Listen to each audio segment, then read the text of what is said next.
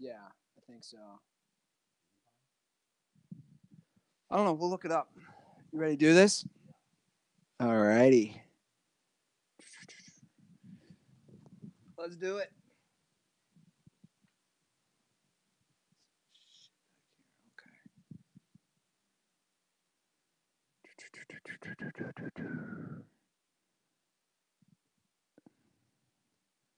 All right, let's do it.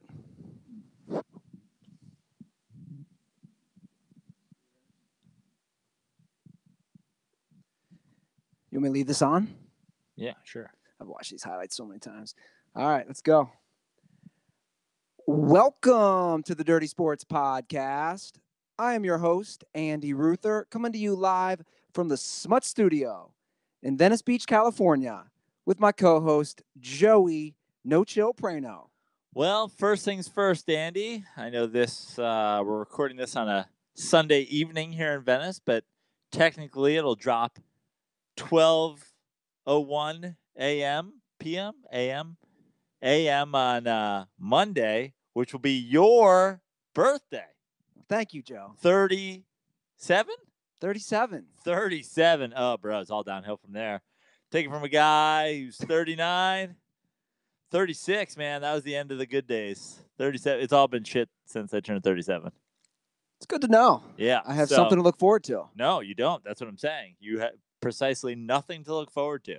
It all gets worse after, like, literally, I think the day you turn 37. It's when it all falls off the cliff. Well, according to my dad, I'm 36. Because he doesn't know how old you are? I tweeted out our exact phone conversation. He said happy birthday?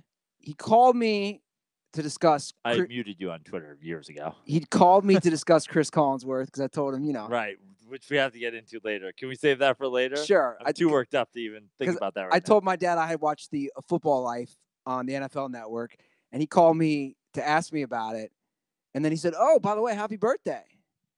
I said, "My birthday's tomorrow." And he goes, "No, it's not." No, it's today, and you turn 36. He goes, "You'll be 36, right? You're 36?" I go, "No, I'll be 37 tomorrow." He's like, "You're 36 now, though." And then he goes, "You were born in 82. I go, "No, I wasn't. I was born in 81. And then there was a silence, and he goes, "You're born in 82. I go, "Dad, wait, you're on the phone, or is this in text? This is on the phone. Oh, okay. I go, "Are you messing with me?" He's like, 82, right?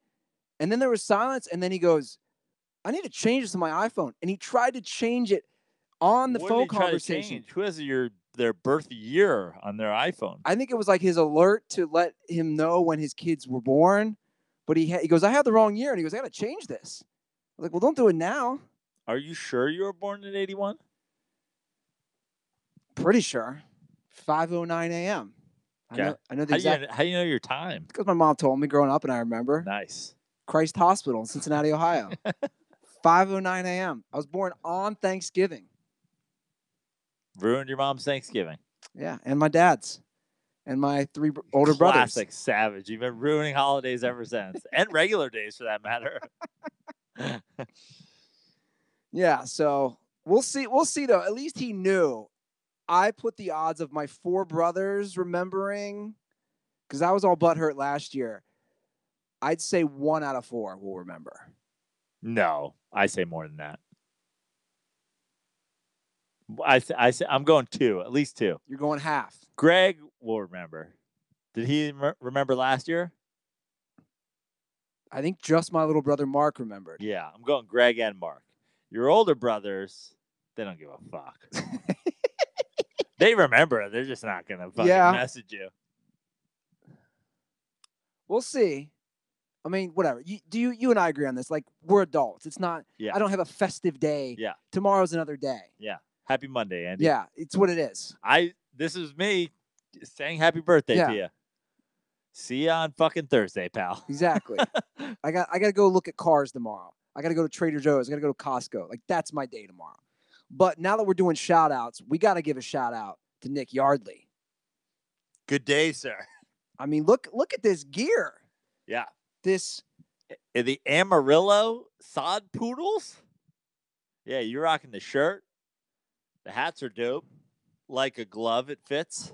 Can you grab the box? I know your jacket's on the box, but it was pretty funny. And I tweeted this out and put it on Instagram. So the girl who replaced Karen, not much smarter. We're going to close it. So I'm not going to blame her. I'm blaming the post office. So I get a call Saturday because if you guys go to our video on YouTube. mean, it's so clearly not a live animal box.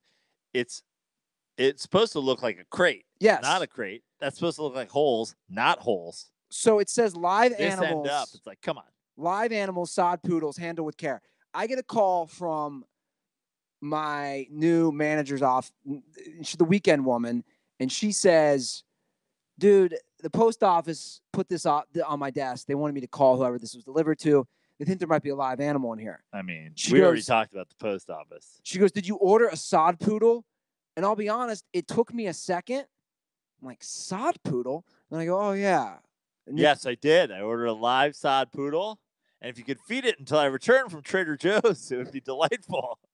So I go down there, and like we're looking at, it's clearly fake. This is a gimmick, very minor league team-esque type of gimmick that they're going to do. I mean, I think this is pretty major league. It's amazing, right? Yeah, it's fucking fantastic. So anyway, the post office worker is there, and she goes, it says... And she goes, damn, you tell me this ain't a real sod poodle? And you're like, all right, take it easy. She's actually Native American. Yeah. So she, even not only that, she had a note from the post office, which said, handle with extra care. In case you're wondering why you should absolutely be a libertarian, get the government out of it. They thought this box contained a live animal. It's unbelievable. Get the government out of everything. And then they go, well, can you open it here? They didn't trust me. I go, it's just merchandise. So then I opened it in the office, and I was like, yeah, it's 2 amazing hats, 2 shirts, and an amazing bandana. I mean, did you say that in the thing? The amazings? The multiple amazings?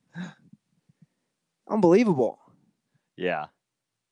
So, that's what happened with the Savage Town apartments. Shout out to Nick Yardley. Where in Texas is Amarillo? It's the northern, when you go across on 40? Oh, we talked about this. Yeah. It's up there. Right. It's kind of in the middle of nowhere. Yeah. It's closer to Oklahoma. We're setting it up. Nick, let him know. I was already tweeting at him. We're doing a ceremonial pitch. You were probably tweeting at Nick. You know what I mean? Well, I was tweeting at whoever their social media is. Right. Which could be him. I don't know.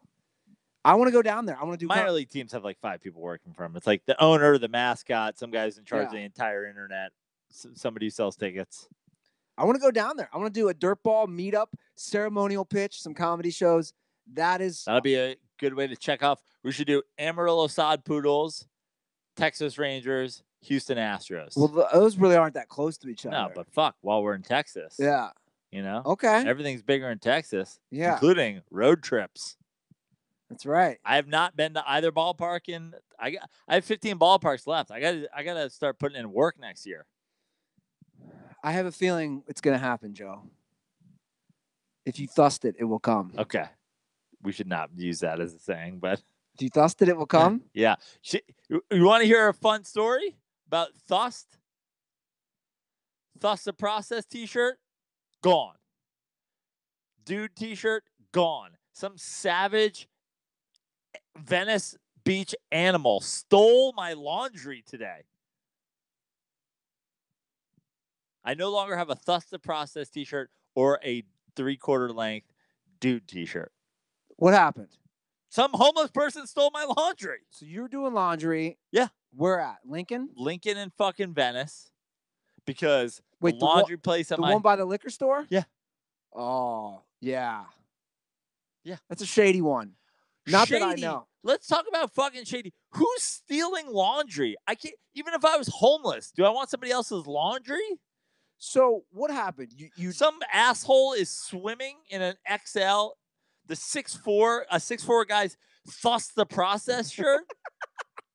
Dude, it's going to be so funny when I'm going for a walk or bike ride or run one day and I see a homeless guy wearing our Thust the Process Multiple flag shirt. and anthem items. Okay, this is offensive. Yeah. A Strokes t-shirt that I've had since I saw them at fucking, Hammerstein Ballroom, October, 2001. So what happened? Legendary Strokes t-shirt. Gone. You go do your laundry and you left? Because I had $100. I had coins, and then I only had 100, so I couldn't get change. So I go to the liquor store. They won't give me change for 100. And I'm like, I even said, I'm like, guys, you're a fucking liquor store. Yeah. The guy's like, buy something. I'm like, I just need change. But then I was gonna buy. He's like, I'm not. He wouldn't even give me change for 100 if I bought like a soda or like a bag of chips. He's like, buy some liquor. I'm like, dude, I don't need liquor. I need change for laundry. So then I get in the car and I drive down to fucking Rite Aid. I come back. Somebody's stolen damp laundry. So what's the timetable from when you left the laundromat 15 minutes. and some savage stole Damp laundry. I think we need a DSPN investigates. They have 40 cameras in there, but no one answers the phone. Apparently no one works there. They just have 40 cameras that no one will ever check. Did you get access to anybody? My San Antonio Gunslingers t-shirt I just got. But savage. When you called, you don't get nobody. You get nothing. No, we need a DSPN investigates. Yeah, well. What's the name of the laundromat? Venice Beach Coin Laundry. Is that the name of it? Gross. Is that the name of it? This is the first time people in Ohio could be like, I fucking told you. People aren't stealing laundry in Ohio. Venice Beach Coin Laundry of Venice? Yeah. Coin Laundry of Venice. Like it's royalty. Welcome to Coin Laundry of Venice, sir. Good day. Everybody call. The number is 310-450-1. I'm sorry. I can't even give out the Guys, number. don't call because you're not going to get anybody on the phone. No, everybody call. 310-450-0179. Again, that's 310-450-0179. I mean, some legendary. I'm on it. I'm calling tomorrow. Items were lost in there. Bro. I'm really most upset about my Strokes t-shirt. I am going to call tomorrow. First tour t-shirt? I'm sorry for your loss. You know how many fucking girls I have fucked after? I'm not even joking. After being out in my Strokes t-shirt, I mean, it's a pussy magnet. I distinctly remember at one point being like, "This t-shirt's like full of pussy." Like this, like I can't lose this t-shirt ever. Every time I go out in this t-shirt. I go out in this t-shirt and a pair of jeans. I have sex with a girl. Some homeless person stole that from me. And they're not going to use my lucky t-shirt because they live in a fucking van. Yeah, but here's the good thing. Again, we might be able to find them. Andy, here's the thing. Have an idea of who your co-host will be if I'm ever gone. Because if I see a motherfucker wearing the first tour Strokes t-shirt of mine in Venice, I will beat that person to death with a hammer, and I will stand over their body until the cops come. And I will talk long about my lucky t-shirt and this fucking savage stealing it. I will beat a homeless person to death with a hammer. I drove around Venice today looking for the dude because I think I know who it was.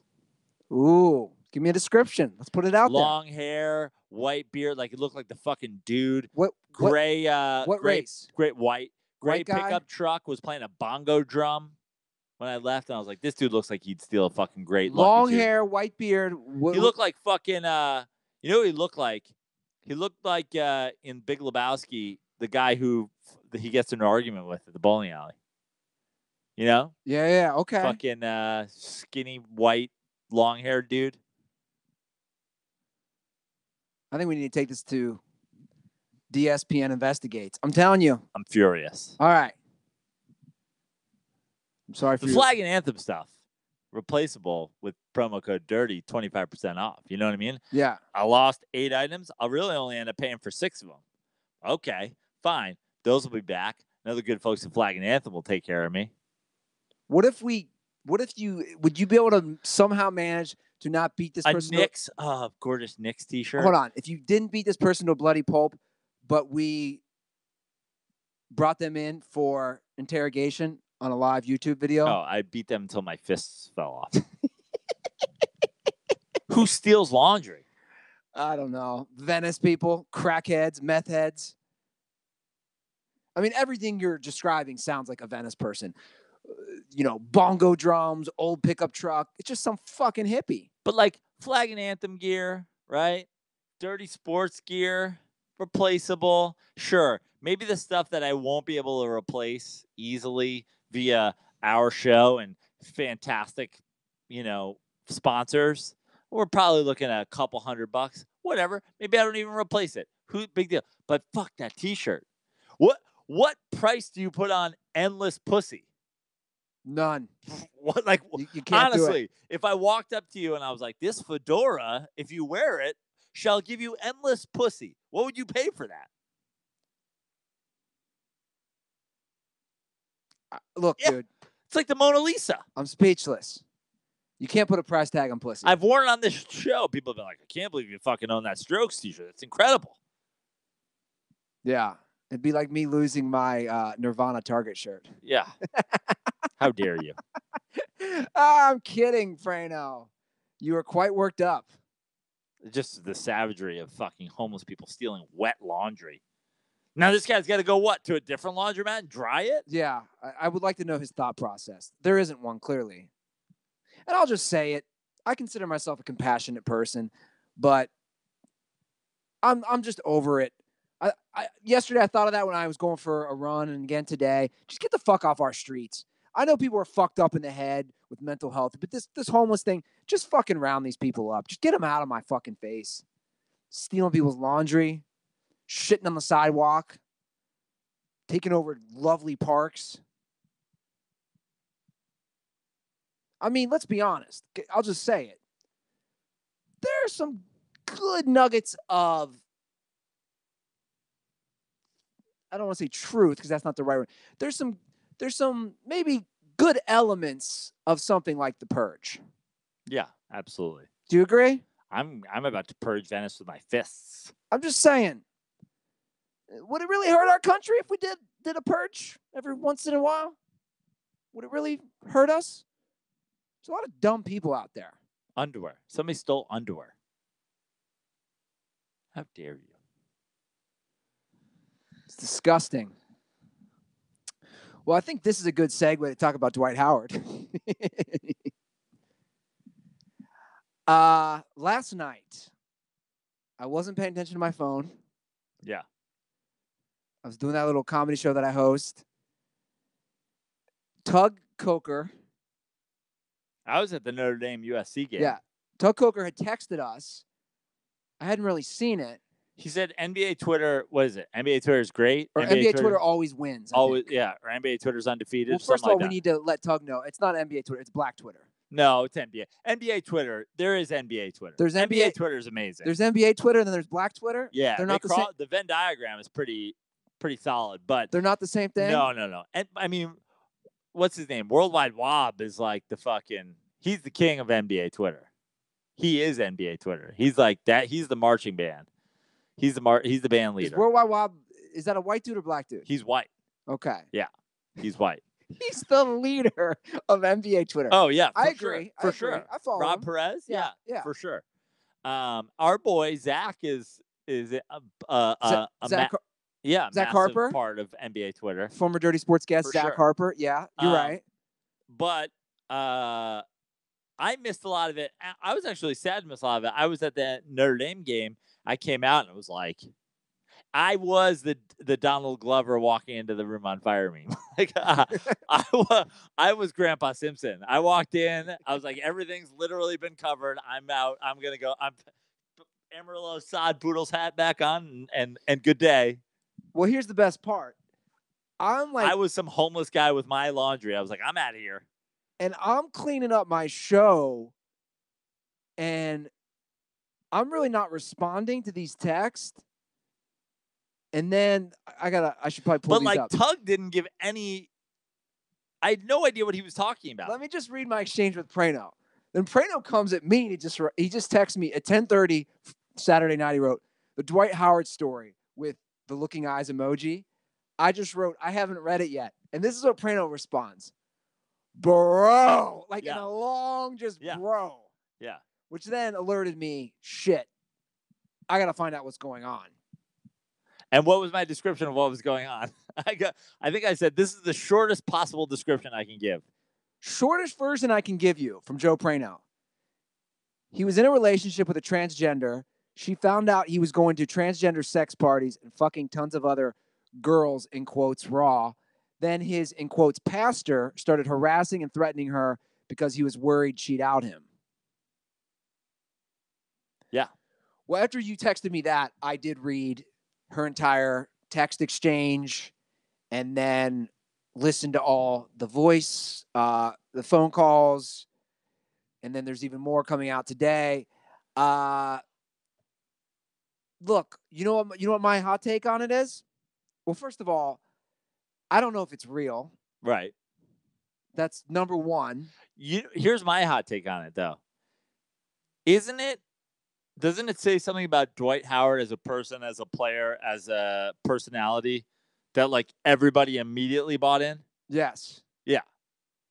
Like, oh, Dwight Howard is having sex with transgenders and then like going to transgender sex parties and then like sicking a pastor, quote unquote, on people to like everybody's like totally plausible that Dwight Howard would do this. In fact, every tweet I basically saw, this is where that unique thing happens, like we discussed, where Black Twitter meets NBA Twitter and they team up. Yeah. And that's what I was doing when I got home. I was reading all those tweets. Basically, what you're saying is true. Everybody thought this was accurate. Like 0.0001% were questioning. Like if you heard a story that some guy had made, I know you've talked a lot about your Russell Wilson file, like this file that you're like putting together, which we'll come back to during the Carolina Panthers Seahawks game. But like, if you heard that some guy had put together this file, this long Andy Ruther like file that proved that Carmelo Anthony was essentially the exact same player as Gerald Wilkins, and that Carmelo Anthony found out about it and murdered that dude, wouldn't you totally believe it? Wouldn't you be like, yeah, I totally believe that Carmelo Anthony murdered a guy who intended to prove that he was no better an NBA player than Gerald Wilkins? Yeah, I believe that. I believe this whole thing about Dwight Howard. I still sort of believe it. Well, I don't really care, but this is my take. Let's not forget, it's unknown. This is true. And I actually went on a deep dive myself on this today. It's unknown how many children / baby mamas Dwight Howard has. We know he has never been married. I Googled it. Various answers. Up to 8 kids with 8 different women, 5 kids with 5 different women. So my theory is this. Dwight Howard, let's put it at 5 kids with 5 different women. Dwight Howard has a problem with wearing condoms and not getting girls pregnant. Therefore, Dwight Howard said, hey, how can I not get girls pregnant? Oh, this is your hot take? I can bang dudes in their butts that look like girls. Wow, this is one of the crazier hot takes I've ever heard. Think about it, though. This is a jail hot take. What do you mean, Jay? This is like prison. He has a problem getting too many chicks pregnant. He makes a lot of money. All these women are coming after him for his money. So he's like, dude. Well, first of all, let me just say, let me tackle this on numerous. Let's just cover our bases a little bit here. They're not dudes, right? I call chicks dudes. I call chicks dudes. Can we clip that one? I call chicks dudes. So you call transgender females dudes? I call regular females dudes. But you're saying, so when you said bang dudes in the butt, you're not talking. You're saying he's banging men? Well, he's banging transgender. Right. I mean, so let's just. If you have a penis, you're a dude, though. Right. For the sake of 2018, let's just say you're saying he's banging transgender females. I don't know. He's banging transgenders in the butt to avoid pregnancy. That's an interesting take that I have. I know. Yeah. Because he has a problem getting dudes with vaginas pregnant. Okay. I was just fucking around. I was just messing around there. Yeah. But no, seriously. So that's maybe a take. My take is, first of all, if Dwight Howard, like, God, can't even like the sexuality of everything too. Let's not make any. I'm not going to make any claims about Dwight Howard's sexuality, but if nor do we care. Yeah. Also, I'm not sure anymore if like I don't even know what's like I don't even know if that makes you gay anymore. It doesn't. Nor do I care. I've said numerous times beyond firing Mike McCarthy, I think the Packers' next best move to win multiple Super Bowls is for Aaron Rodgers to come out. He's gay. Great. Do it. Be gay. Odell Beckham, be gay if you're gay. Who cares? I've said numerous times, if Odell Beckham's gay, be a gay superhero. If Dwight Howard is gay, is not gay, likes to bang girls who are now guys who are now girls, whatever. I'm totally okay with that. Totally fine with it. But the bigger issue is that him being okay with it, but not wanting it to be public and therefore like threatening people and having like a pastor. Yeah. Which is a whole other thing. Like, what's a pastor? What's a pastor? Yeah. Pastor's just a dude or chick that fucking like you go to for spirit. Like, who's this pastor that's like calling people? Well, look. But I believe all of it. Like, here's what I'm saying. You believe it all? Do I think that this story is 100% true? No. But is it all believable? Yes. Yes. All of it is believable for Dwight Howard. Something is weird about Dwight Howard. We can agree, right? Something about the way he walks, the way he talks, the way he plays, everything's weird. Dwight Howard's a weird guy. But everybody's weird. Dwight Howard's most famous for dressing up as a 7'2" Superman and jumping over a fucking midget, right? No, the midget jumped over him. He just dressed up like a 7'2" Superman. Well, who after Shaq dressed up as Superman? Did you go in a deep dive like me into the voicemails or the phone calls? Yeah, I did it all. But who knows? Is that Dwight Howard's voice? That's what I'm saying. We don't know. And according to that, Dwight is also the one who wants to be taking it in the butt. Dwight wants to be, according to... she called him a 6'11" bottom, which, by the way, was a mic drop. That was fun. 6'11" bottom. Yeah. The best one I saw Not even a power bottom. The best one I saw was Jimmy Butler reading Dwight's a 6'11". What? Like, that was the best tweet I saw. That was the winner. Not even a power bottom, just a bottom. Just a bottom. Yeah. Now, there was also talk and that Jesus sent us, because Jesus is a big conspiracy guy, that she tried to pin some shit on somebody else, Cardi B, which I was like, can't Cardi B be fucking dudes? Cardi B's a chick, so she's due. No, Playboy Cardi. Okay, see, this is where you lose me. You're not allowed to have the exact same name.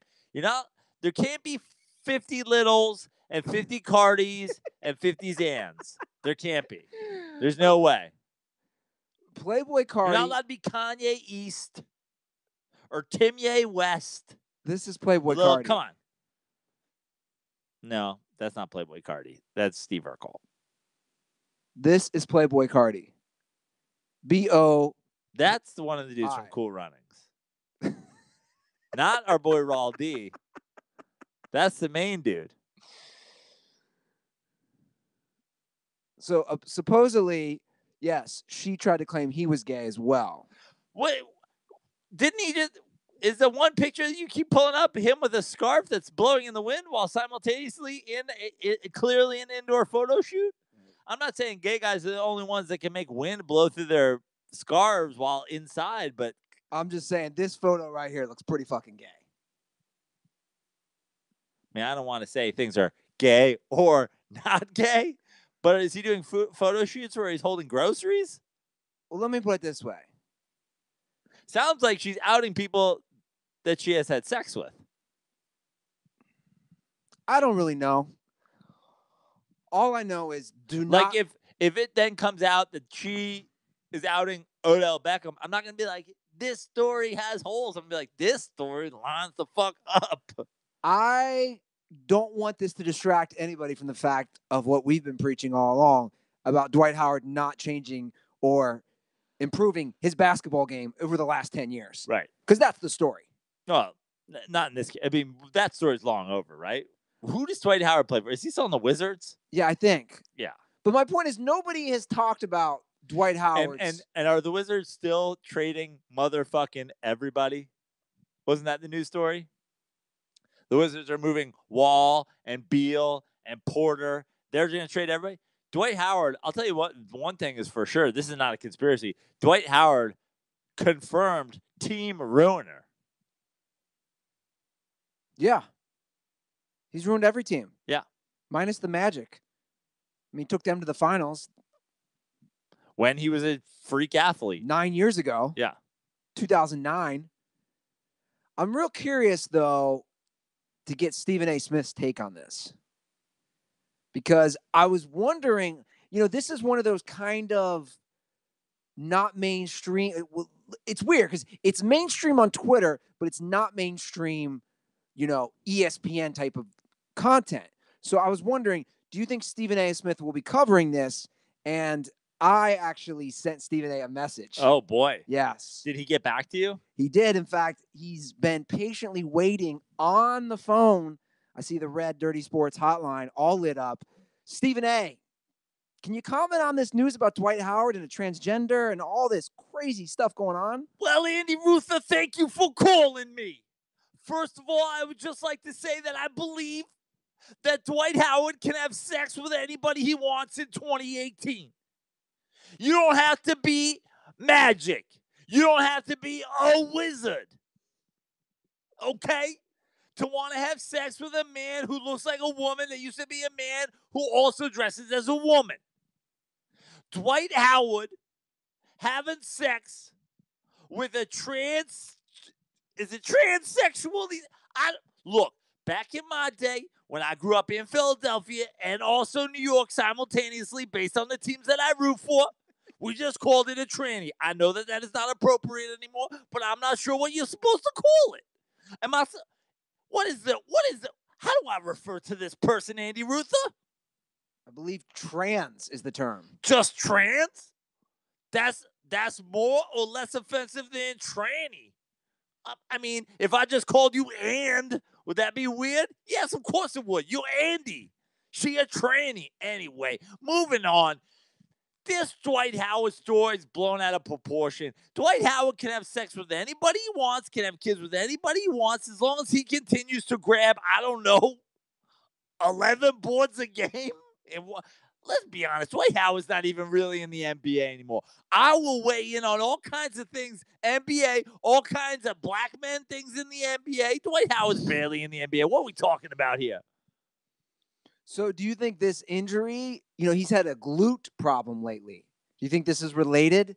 Andy, I'm not a doctor, but the last time I checked, a glute was a buttock. You telling me this dude is having sex with dudes who used to be girls and were once again guys, and this guy's having what? Is this a Mad TV sketch? Is this an In Living Color sketch? I mean, this guy out with a butt injury? Well, Stephen A., let's talk about the basketball side of it. He's played long enough. The basketball side of it is that the Washington Wizards should consider trading some players for this dude that Dwight Howard's having sex with. He at least getting all up in people's business. Okay, you lay it down with Dwight Howard hasn't banged around the post in a while. This dude's banging around with Playboy Cardi, Cardi B, Kanye West, Akon, Dwight Howard, Odell Beckham. This dude's a banger. You don't have Cortana anymore. Get this dude up in there, grabbing some rebounds, throwing some elbows. You need a little anger and a little somebody that's gonna bang around in your. It's been a long time since Gilbert Arenas was in there with a 50 caliber gold gun. You need a guy who's gonna bang. So you're telling me Dwight Howard, 6'11", how many time NBA All-Star? 8-time NBA All-Star playing. This dude's a top against Dwight Howard? Yeah, we'll take you playing in the post. Wow. Did not see that coming.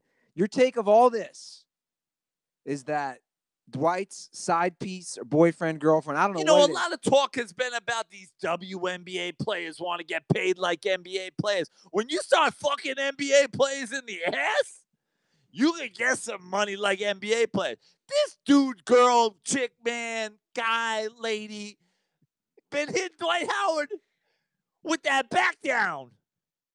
You know what I'm saying? Get her in the post.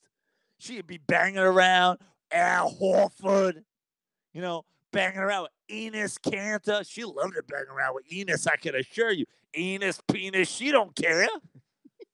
Get up there and bang around. All right, Stephen A. Smith. Any other questions for me No, regarding Steven. trannies and transgenders and genders and Playboy Cardi? Stephen, I appreciate. Does anybody know what Playboy Cardi sings, by the way? No, I do not. I have no clue. Well, Stephen A., thank you for joining the show, and good luck tomorrow. I just want to say one thing before I go. Yeah. Because I'm on TV every day giving my opinion, and sometimes I talk a little too fast, and sometimes things can get confused. I just wanted to be clear that Dwight Howard, gay, straight, or otherwise, can have sex with men, women, or Playboy Cardi. I don't care. That's his choice. He's been in the NBA a long time, and even if he wasn't in the NBA, he'd still have that choice because he's a grown-ass man. Well, thank you, Stephen A. Have fun on First Take tomorrow. Yeah, that was great. That was wow. Stephen A. I didn't think he'd be so candid, so honest. Yeah, it seems like he just talks, honestly. Yeah. He's got to get up to date on the terms, though. No, yeah, he called multiple people trannies during that. Yeah, highly offensive. Highly offensive. You can't use that term in 2018. No, glad I left the room. I don't even know if I corrected him appropriately. Is it just trans now? Andy, I stay out of this stuff entirely. Yeah. That's why I left the room for a reason. Yeah. Because I this might be a guilt by association for me. Yeah. Like this could come. You just got Billy Bushed. This could ruin my career. Yeah. I mean, I do film in my studio apartment, but future. Locker room talk. Just say it's locker room talk. Well, Praino, we have a lot to get to. I feel like we should, jump into NFL. Sure. Right? Let's do it. The games have just ended as far as the Sunday games. The Packers RIP their season. Yeah. Yeah, the Packers, I mean, first of all, I don't even know where to start with this Packers team. But they don't do anything all that well. Even down the stretch, they got a punt, chance to tie the game, hit a dude in the face, recovered. Yeah. It's bad. But can we just end Mike McCarthy? I'm going to say this. Cross over to our college football talk. Get rid of Mike McCarthy. Bring in Jim Harbaugh. Interesting. Why not? Tell me why that's wrong. Why is that not the answer? Jim Harbaugh went to an NFC Championship game with Alex Smith and a Super Bowl with Colin Kaepernick. I had a back and forth about Harbaugh yesterday. Yeah. Somebody on Facebook. Okay. Kid I went to high school with.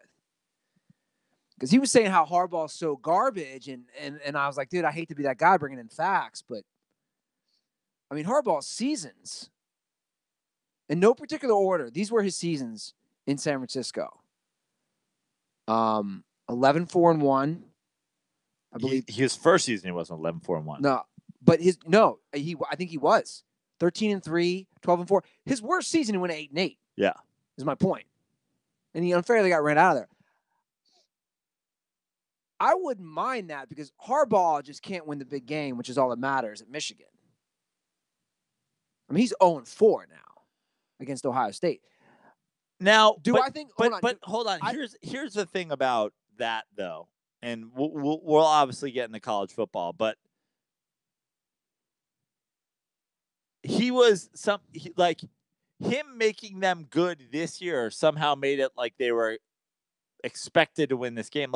Were they ever really a better team? They were 4.5-point favorites. Right. But that's it's almost like he raised his own bar to the point where now people are like, this was you were the favorite. Here's my take on Harbaugh at Michigan. This is his fourth year. Like, you've had time to recruit. These are all your players. And their record is 10-2. Yeah. I'm not saying it's a bad record. Right. But they lost to Notre Dame. They lost to Ohio State. So they lose to their two big rivals. Their wins. Notre Dame's undefeated. I know that. And Ohio State's Ohio State, who has one loss. And I get that. He also gave up 62 points. I understand. They came in with they came in with the number one ranked defense in all of college football. I understand. But I'm saying that's a testament to Harbaugh.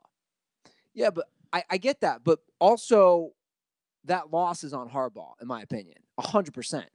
You had the number one ranked defense. You gave up 62 points. Dude, I watched that whole game. They couldn't. Ohio State, it looked faster and quicker, and that's Urban Meyer. He gets the skill guys. Like, Ohio State basically gets the SEC type players at the skill positions.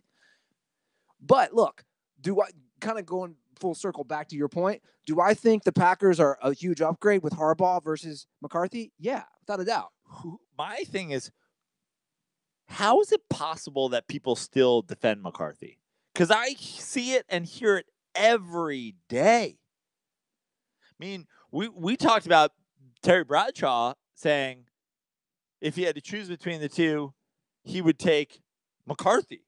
I see every day people on Twitter saying that Aaron Rodgers is overrated, that this isn't on McCarthy, it's like, who doesn't watch what they're doing and go, like, you shouldn't be losing these games? Well, they just, this week and then last week in Seattle, they had to combine 6 points in the second half.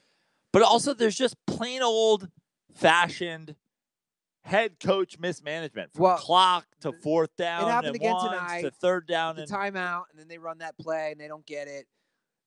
My thing is, when it's fourth and short, do you know what the play I'm talking about? Yeah. When it's fourth and short, and you have a guy who's mobile like Aaron Rodgers, either roll him out, he can run it, he can throw it. Don't just do a dive up the middle. I think, or just run a QB sneak. I was going to say, which is 95% effective in the NFL, regardless of who your quarterback is. Or just do a QB sneak. But I mean, look, I got Rodgers' numbers up there. They're not good tonight. Kirk Cousins actually had a really good game. I'm not putting this on Aaron Rodgers, but he's 17 to 28 for 198 yards. Like, they need someone new in there, plain and simple. They do. And it's not a quarterback. It's a coach. What other but here's the question, and here's the thing I don't understand.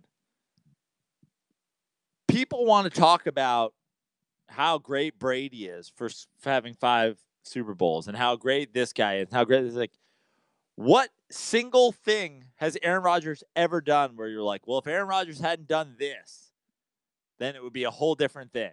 If they just had a quarterback who did what? The guy doesn't do anything but play well. Like, his numbers aren't good compared to Aaron Rodgers.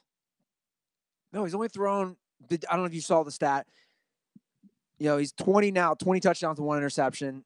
He's the fewest interceptions of anybody with that many passes. Like, he doesn't turn the ball over. Look, you're not going to get an argument here from me. I mean, he's the best.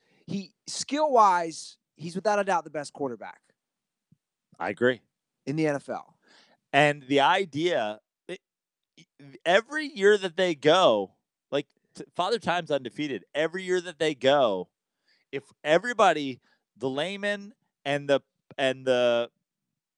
expert, agree that this guy's the best quarterback in the league, every year that you go where you're going, it comes down every year. Coach, quarterback, defense. This is what I do if I'm the Packers. How do you not make a move? I think Aaron Rodgers can run his offense. He's efficient. He's smart. He knows what the fuck he's doing. I think you get a defensive coach in there to say, hey, we're going to have a good defense. Just get a guy who knows what the fuck he's Aaron, doing. Run the offense. But the thing about Mike McCarthy is I'm not sure Mike McCarthy is qualified at any aspect of being a head coach. If you're winning 9 games a year with Aaron Rodgers, you've grossly mismanaged the whole situation. You might not be a good offensive coach. You might not be a good defensive coach. You're not a good special teams coach. You don't know how to manage time. Get the fuck out of here, dude. Get the fuck out of here. It's the same thing as you like. Look at Andy Reid, okay? Andy Reid, time management, fucking retard. Like, I'll use the R word when I'm talking about time management and Andy Reid. Retard. But you can judge people with how they do.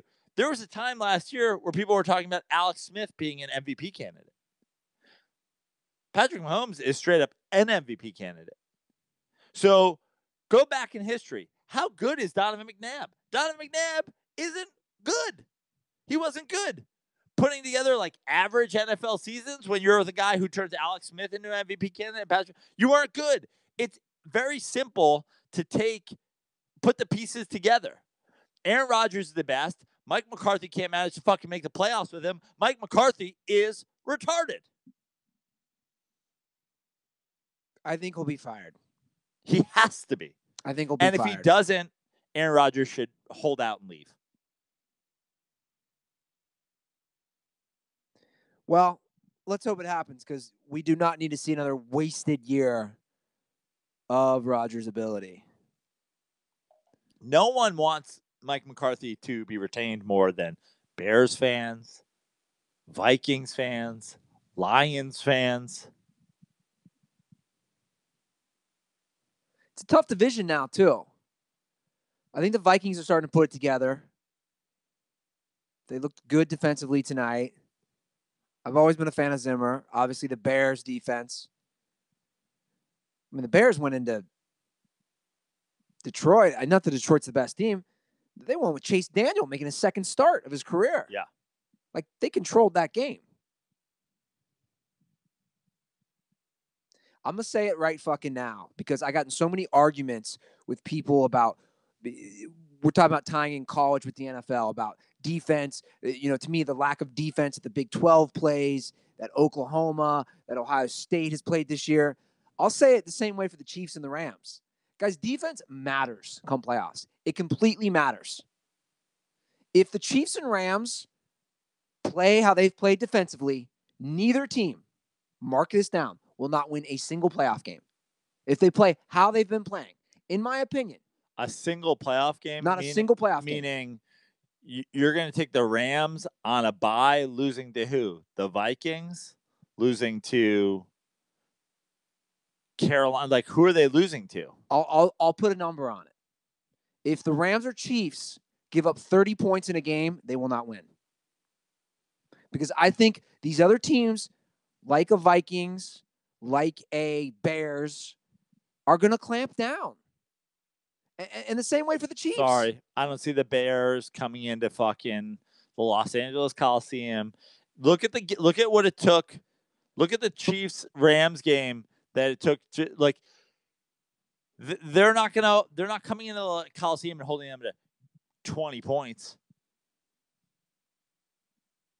I know, but are you listening to what I'm saying? I'm saying if the Rams gives up 30 points, let's say the Bears come into LA Coliseum. Yeah, but the Bears aren't scoring 30 points.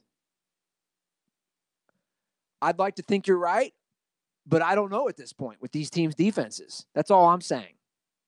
I think it all depends on sort of your matchups. Okay, I mean, fair enough. Like, if you look at the AFC with the Chiefs, like, okay, yeah, maybe they somehow draw a strong defensively Chargers team, and that's like that could, in a division rival and somebody they've already played twice this year or in a second round after a bye. But like, I mean, are the Chargers? Well, here it is right now. Let me put it up on the old dent screen. But my point is like you talk about the Chiefs and their defense, they're drawing a fucking.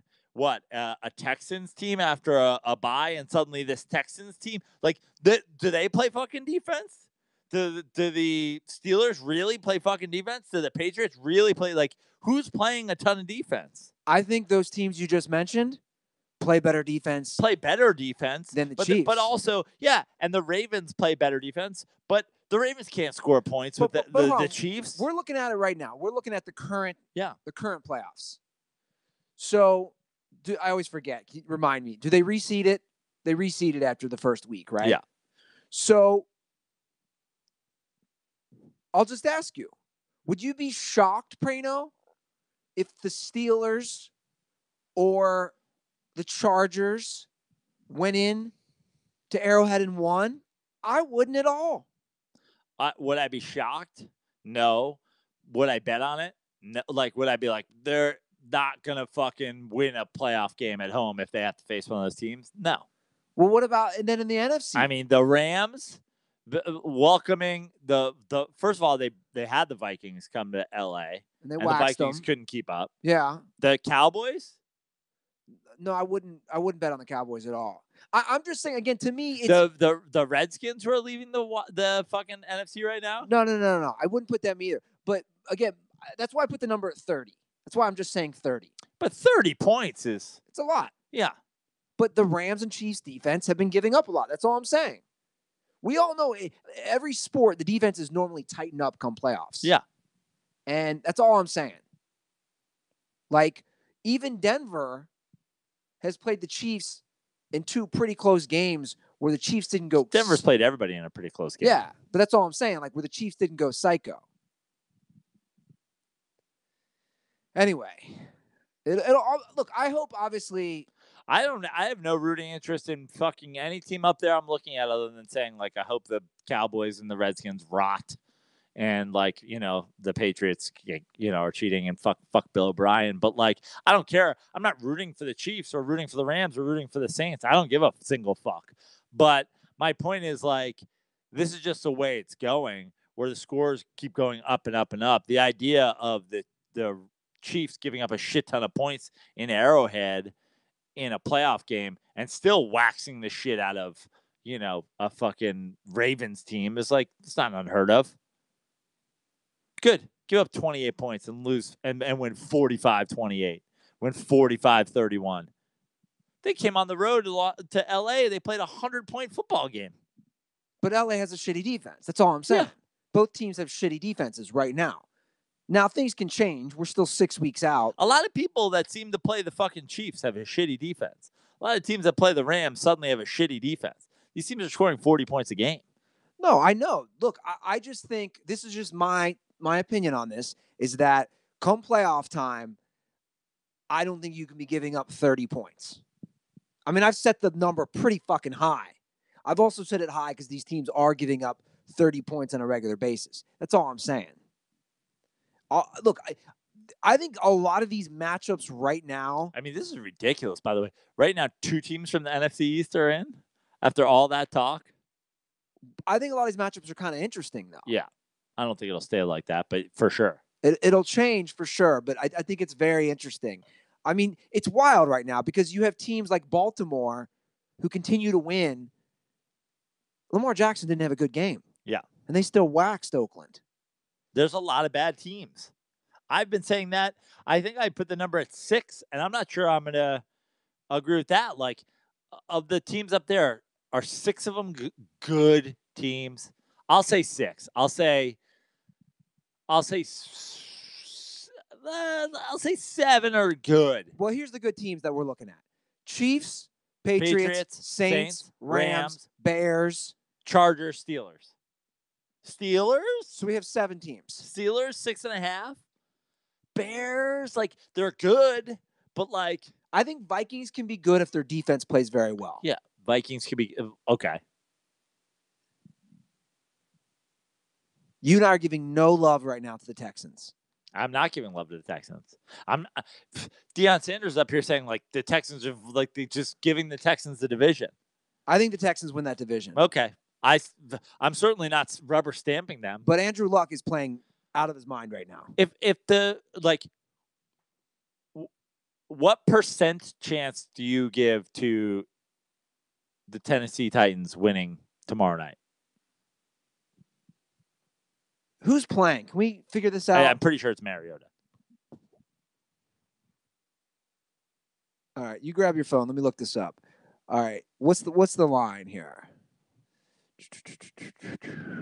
And this is in Texas. Pretty sure it's like 4.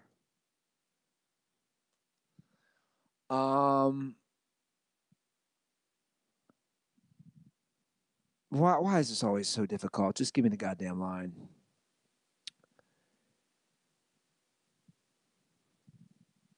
It is 3.5.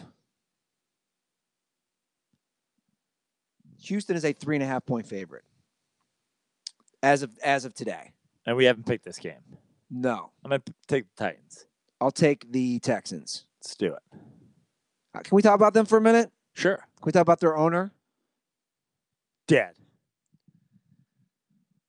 I don't know anything about him.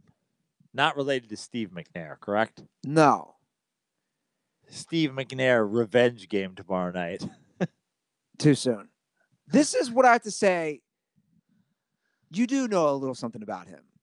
Okay. He was the owner last year who said the inmates cannot be running the prison. Right. Well, I can say two things for certain. He's definitely a dumb, racist, redneck fuck. And also, him saying that doesn't prove that. He's also just your fucking uncle at Thanksgiving dinner. But this is why I want to bring it up. Look, we all say dumb shit at times. So I'm not here to shit on the guy because he just died. Like, I'm not going to play that I don't game. give a single fuck that he died. Okay. Well, I don't really either. But my point is this. They were doing so many tributes to him today. And I was curious to see. And I almost put this out on Dirty Sports Twitter, but then I thought, I'm not going to get into it with these people. Because I don't have the patience. I'd rather air this out where we have, an actual avenue like our podcast. We can talk about it. Jim Nantz and Romo are doing this. Romo at one point saying how he's such a good guy and this and that. And I was reading Twitter, and of course, mostly black people were like, dude, like, he basically called all NFL players fucking inmates last year. But, like, that's also a phrase, right? It's like, you could say that. I thought that got blown out of proportion, while also saying with 100% certainty that he was a dumb, racist fucking cunt. But my point is this. We always talk about the old white guys in the NFL. They're going to start dying off like this. I'm just looking in the future. I think that would be the best thing for the league. We like, you think his fucking Texas oil man son's not also a dumb racist? Maybe not as stupid. That's all I'm saying. I think, dude, if you look at the average age of all these owners, if let's say 8 to 10 owners knock off in the next 4 to 5 years that are your typical old racist white dudes, I think it changes the dynamic of the league. I don't think it does all that much. They're still fucking billionaires' kids. Like, you know what percentage of billionaires' 30-something children are fucking Republicans? 100%. But do you think they're just as racist? Maybe they're better about hiding it.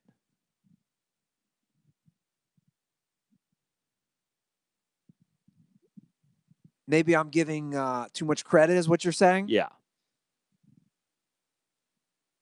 If some racist 85-year-old man's got 4 sons, one of them's got to take over. It's not the one who fucking went to art school and was in a band and was like, I think we should consider not calling them inmates. It's like, shut the fuck up, hippie.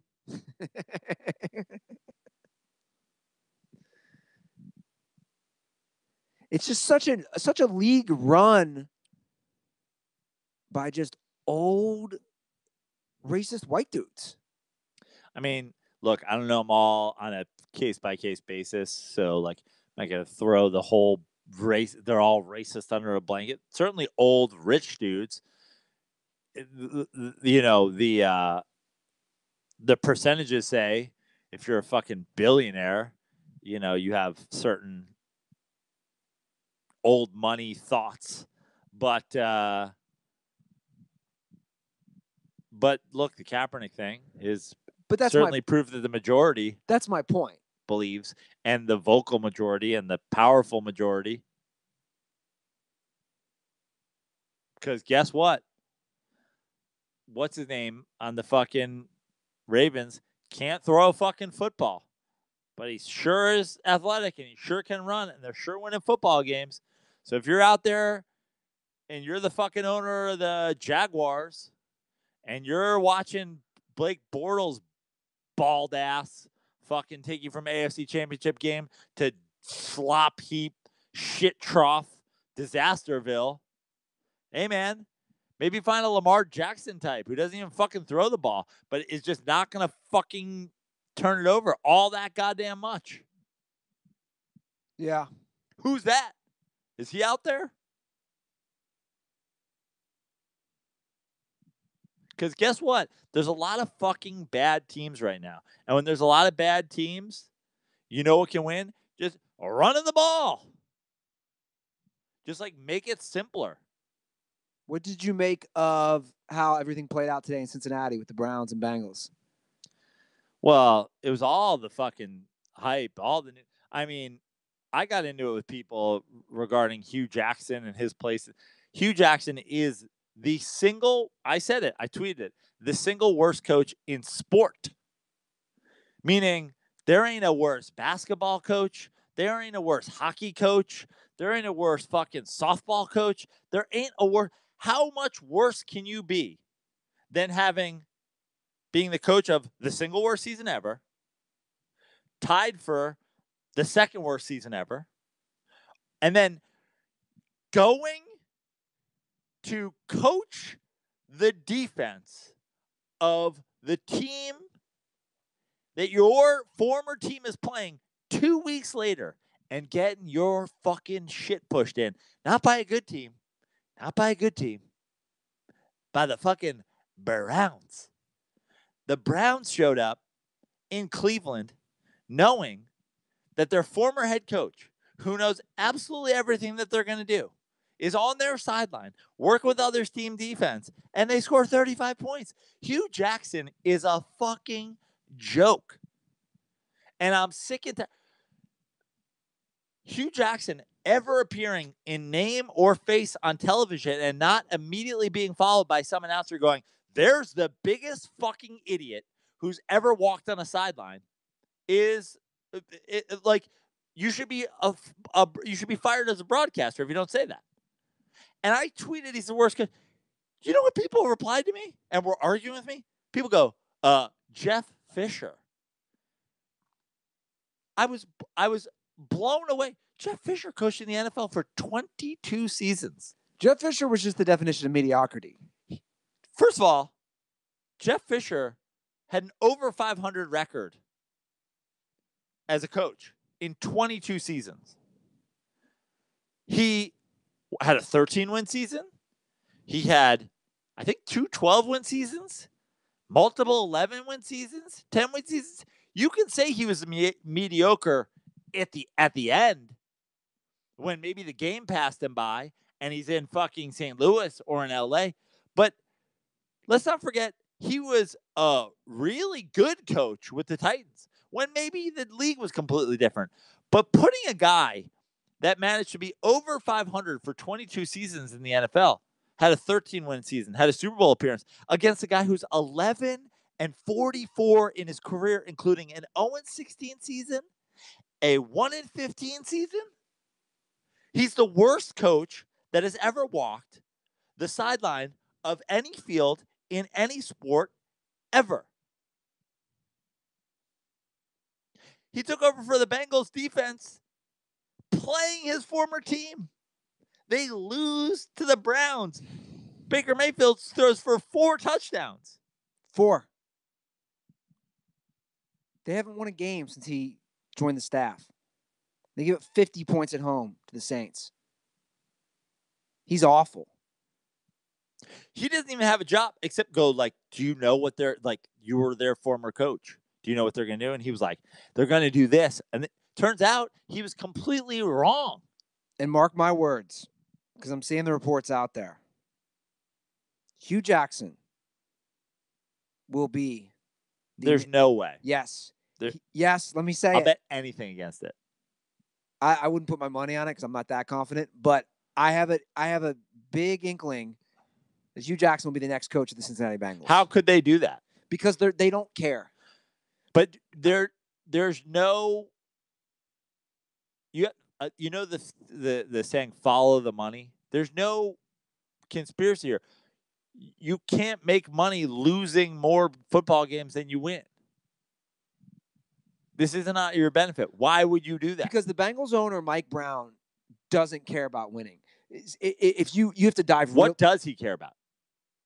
his stadium deal, because the Bengals stadium deal, because it was paid through by taxpayers, it's not just the games, just so people know. So, and a lot of teams have this deal set up with counties. So every time somebody rents out, there's ballrooms. Sure. It's a whole massive thing. It's Yeah, not just the field, great. of course.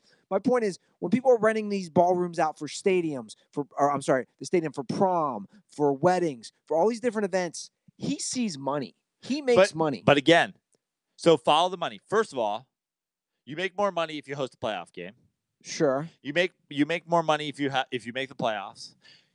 You make more money renting your ballroom for proms if your team is good. No one wants to go to the 0-16 Bengals ballroom for a fucking prom. But he doesn't care. He really doesn't care about money. I'm sorry, winning. He cares about money. Yeah. That's it. Make a financial decision. This is the same thing I've been talking about with fucking Colin Kaepernick. People go, well, the money, people are going to boycott. It's like, you're going to sell it all. We've already saw every NFL game sells out all the time. Well, that's not true necessarily anymore. But to a 90%?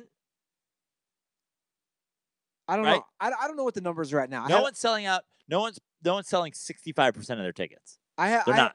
I haven't looked at them. I just know, kind of back to Bengals owner Mike Brown real quick, if he cared, Marvin would not still be there. I mean, plain and simple. Or he's stupid and he thinks that Marvin gives them the best chance to fucking make the playoffs because he does make the playoffs. But either way, let's talk about this whole thing that a million people have fucking taken a hardline stance on, that I don't know why we can't agree with both people.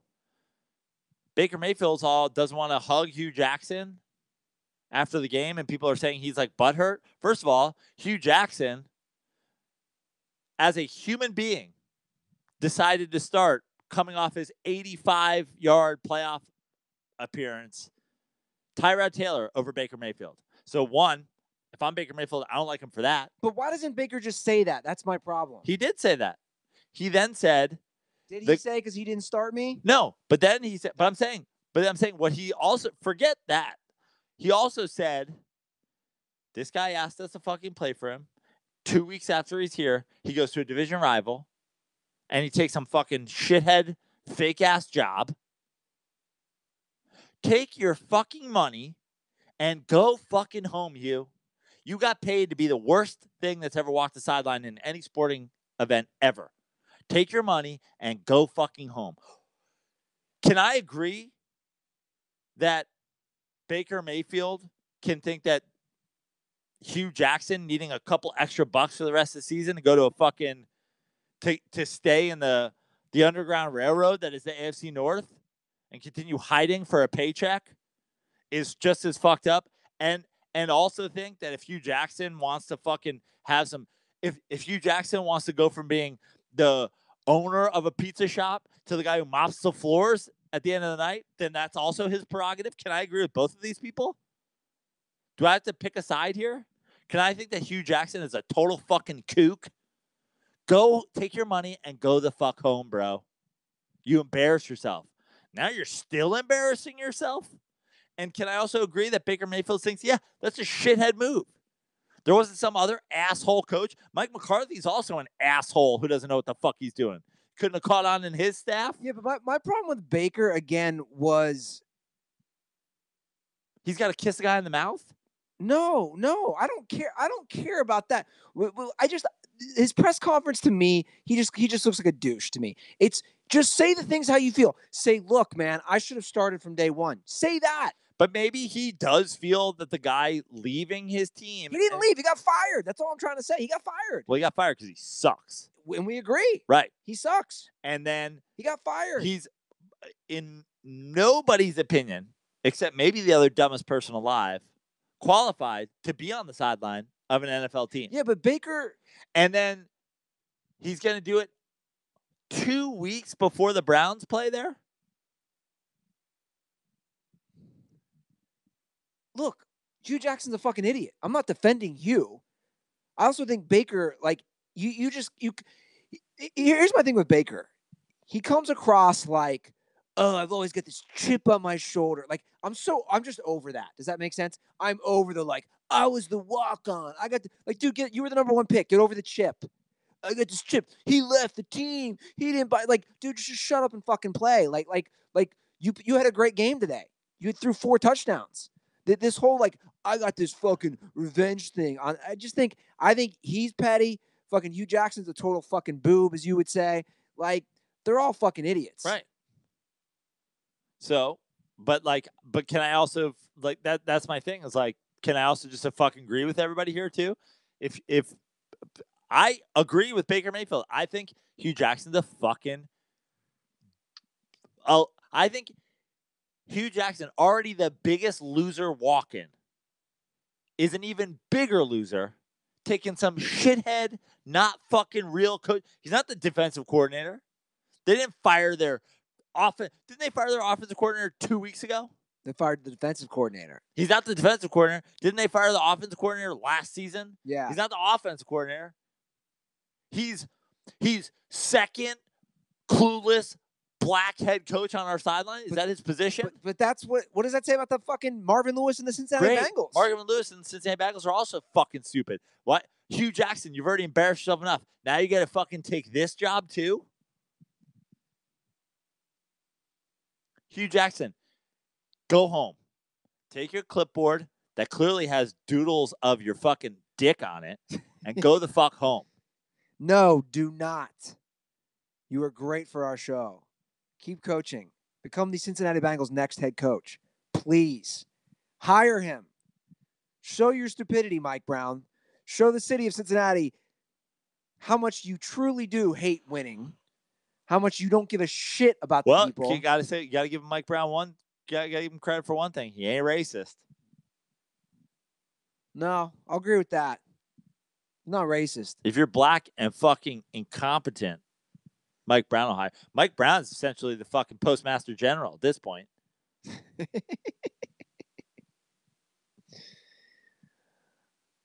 And whatever you do, Mike Brown, stay away from my boy Russell Wilson. Yeah, your boy. Good game today. Great game. It went back and forth. Graham Gano cannot hit a field goal unless it's from 75 yards against the Giants to end a fucking game. That fucking twat.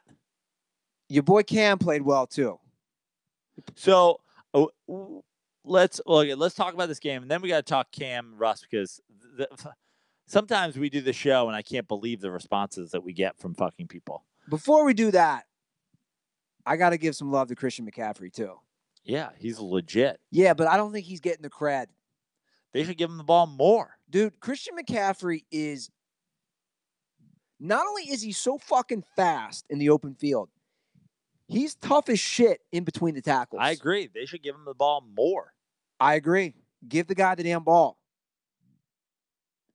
Back and forth game. Yeah, both those guys played well. I think Cam was perfect in the first half. Your boy had a huge throw at the end of the game. Ballsy throw, 4th and 3. This game, to me, is why I like Russ, though. A lot of times, in my opinion, and not my opinion, he does. A lot of times, he plays well when it matters. Look, back-to-back weeks, say what we want about Mike McCarthy and, whatever, the fucking Packers. He came back and he won last week against Aaron Rodgers. He comes back this week on the road. And the thing is, the Panthers have not lost on the road all year. In fact, the Panthers... At home. The Panthers have not... I've said the Panthers are not as good as their record, and now they're, 3 straight losses? Yeah, and I'm not saying the Panthers are the best team ever. The Panthers had won 10 straight at home, is all I'm saying. Right. I'm putting on my my glasses here. It was a good. Have something. It was a good team effort, though. That's what I do want to say about the Seahawks in general. I watched the whole game. They held on 4th and 1, I believe, twice in the first half. Their defense, and we talk about coaches. People who watch that game, Rivera. Yeah, or I've said Rivera suspect for fucking a long time. You're suspect, and then also you throw Norv Turner in that because he's the offensive coordinator. Yeah. You're making some suspect calls when dude, 4th and 1 twice. You have Cam Newton. Why are we not doing QB sneaks? Because he's stupid. So anyway, So what do you want to? so here I want to set this up with a statement, and then I want to give you just some facts. And I want you to digest it, and I hope that you'll give me the floor, because what the statement that I want to start with is, I hear the dirt balls. I hear people saying you guys argue about the same shit too much and want to just. But what's amazing is a lot of times, and you've been very critical of the dirt balls' ability to listen. Sometimes I'm like, you guys aren't fucking listening. For example, somebody tweeted at me the other day, and he goes, "I can't listen to the Ryan Fitzpatrick's debate anymore. Why can't you guys just agree?" And then he listed everything I've ever said about Ryan Fitzpatrick. I'm like, well, motherfucker, if we could agree that what I feel about Ryan Fitzpatrick was right, then we wouldn't be having a fucking argument. So either you're not listening, that Ruther doesn't agree with that, or I don't know what the fuck to tell you. On Saturday, I believe it was, our boy, number 1 ranked dirtball, CT, slides into the DMs. He says, Panthers, Seahawks this weekend. I think you guys skipped it. I don't think you guys did your pick. Would have been a perfect opportunity for a Cam Russ debate. To which I'm like, there is no Cam Russ debate. The Cam Russ debate, I've never once argued Cam is a better quarterback than Russell Wilson. In fact, my only argument ever was that these guys are remarkably similar, in the exact same class, have very similar deficiencies. And when you were arguing how great Russ was, I was like, give Cam Newton that defense, he'll go undefeated. To which the next year he had a lights out defense. He went 15-1 and won the MVP. So here's what I want to point out. And I hope, again, that you'll let me speak, and then I'll let you respond however you want. No, this is hilarious. Praino, who loves cutting me off, is wanting me to let him speak. Russ is in his 7th season. Correct. Cam Newton is in his 8th season. Russ has 24,368 passing yards. This is before this weekend, by the way. I think we can all agree one game isn't here or there. It's not going to throw any of these stats out of whack. He had 24,368 total passing yards. Cam in his 8th season, 27,517 total passing yards. If you broke it down by full seasons, Russ would have 3,481 yards per season, while Cam was at 3,439 yards per season. So about, given that they're not in their full season right now, and also this game, we're talking about a difference of like 50 to 75 yards a season. They're basically the same. Remarkably the same. Now, Cam actually averages more yards per game than Russ, but Cam also has missed a bunch of games in his career for injury, which I have argued many times. I'm a guy who will argue, hey, Eli Manning has greater stats than Ben Roethlisberger. I'll take the guy who plays over the guy who doesn't. Other people have argued that they will take the guy who's going to put up better numbers even when he's not on the field, whatever. Like, I'm all for a durability guy. So despite the fact that Cam actually throws for more yards a game than Russ, pretty close, 231 to 229. Now, my feelings on Cam Newton. Hold on. I have a question. Hold on. Can I finish? So, my big complaint about Cam Newton is not an accurate quarterback. Cam Newton, 59.4% completion percentage. Is that low? Yes. 64.2% completion percentage for Russ. Great. Fantastic. He's more accurate. I've been critical of Cam Newton's accuracy. That is my major issue. Now, my issue with Russell Wilson, kind of a fucking kook in the pocket. Gets sacked way more often than he should, considering his athleticism. Holds the ball too long. Russell Wilson has been sacked 280 times in his 6.5 seasons. Cam has been sacked 276 times. So Russ has already been sacked more times than Cam. He gets sacked 8.3% of his plays or his dropbacks. Cam, 6.9%. Russell gets sacked 2.7 times per game Russ 2.7 times a game to Cam's 2.31. So you take their completion percentage and your sacks. These are my two issues with those two guys. So let's cancel that out. Now, Russ, 33 yards a game rushing. Cam, 39 yards a game rushing. Total TDs, 236 for Cam, 201 for Russ. On a per-game basis, 1.98 TDs per game for Cam, 1.89 TDs a game for Russ. Okay, well, hold on. I've literally one more. Dear God. 0.84 interceptions per game for Cam, because he throws more interceptions, to 0.57 interceptions per game for Russ. Significantly better for Russ. Now, hold on. Russ has fumbled the ball 69 times in his 7 years to Cam's 52. How many of those has he lost? Does that fucking actually matter? We're talking about ball control, all that. Yeah, it matters to me. Okay, fine. I don't know. We'll look it up. I'm just saying, if a running back fumbles it 10 times in a season, but he gets 8 of those back, then I'll say, well, he gets the ball back. So we'll look that up for Andy. I didn't think that was actually a factor, but we'll look it up. My point is this. These guys, one in his 8th season, one in his 7th, are remarkably similar players. If you break down those stats on a thing, but it's remarkably similar. And what I would like to point out is, if you said to me, are you bringing up a debate that we had 4 years ago? No, because the thing is, I'm not debating anything about these guys. The same thing I said to CT in the text, and the same thing I've said, both of these guys are not elite quarterbacks. Both of these guys are improved by the fact that they have freak athleticism that will only fall as they get older.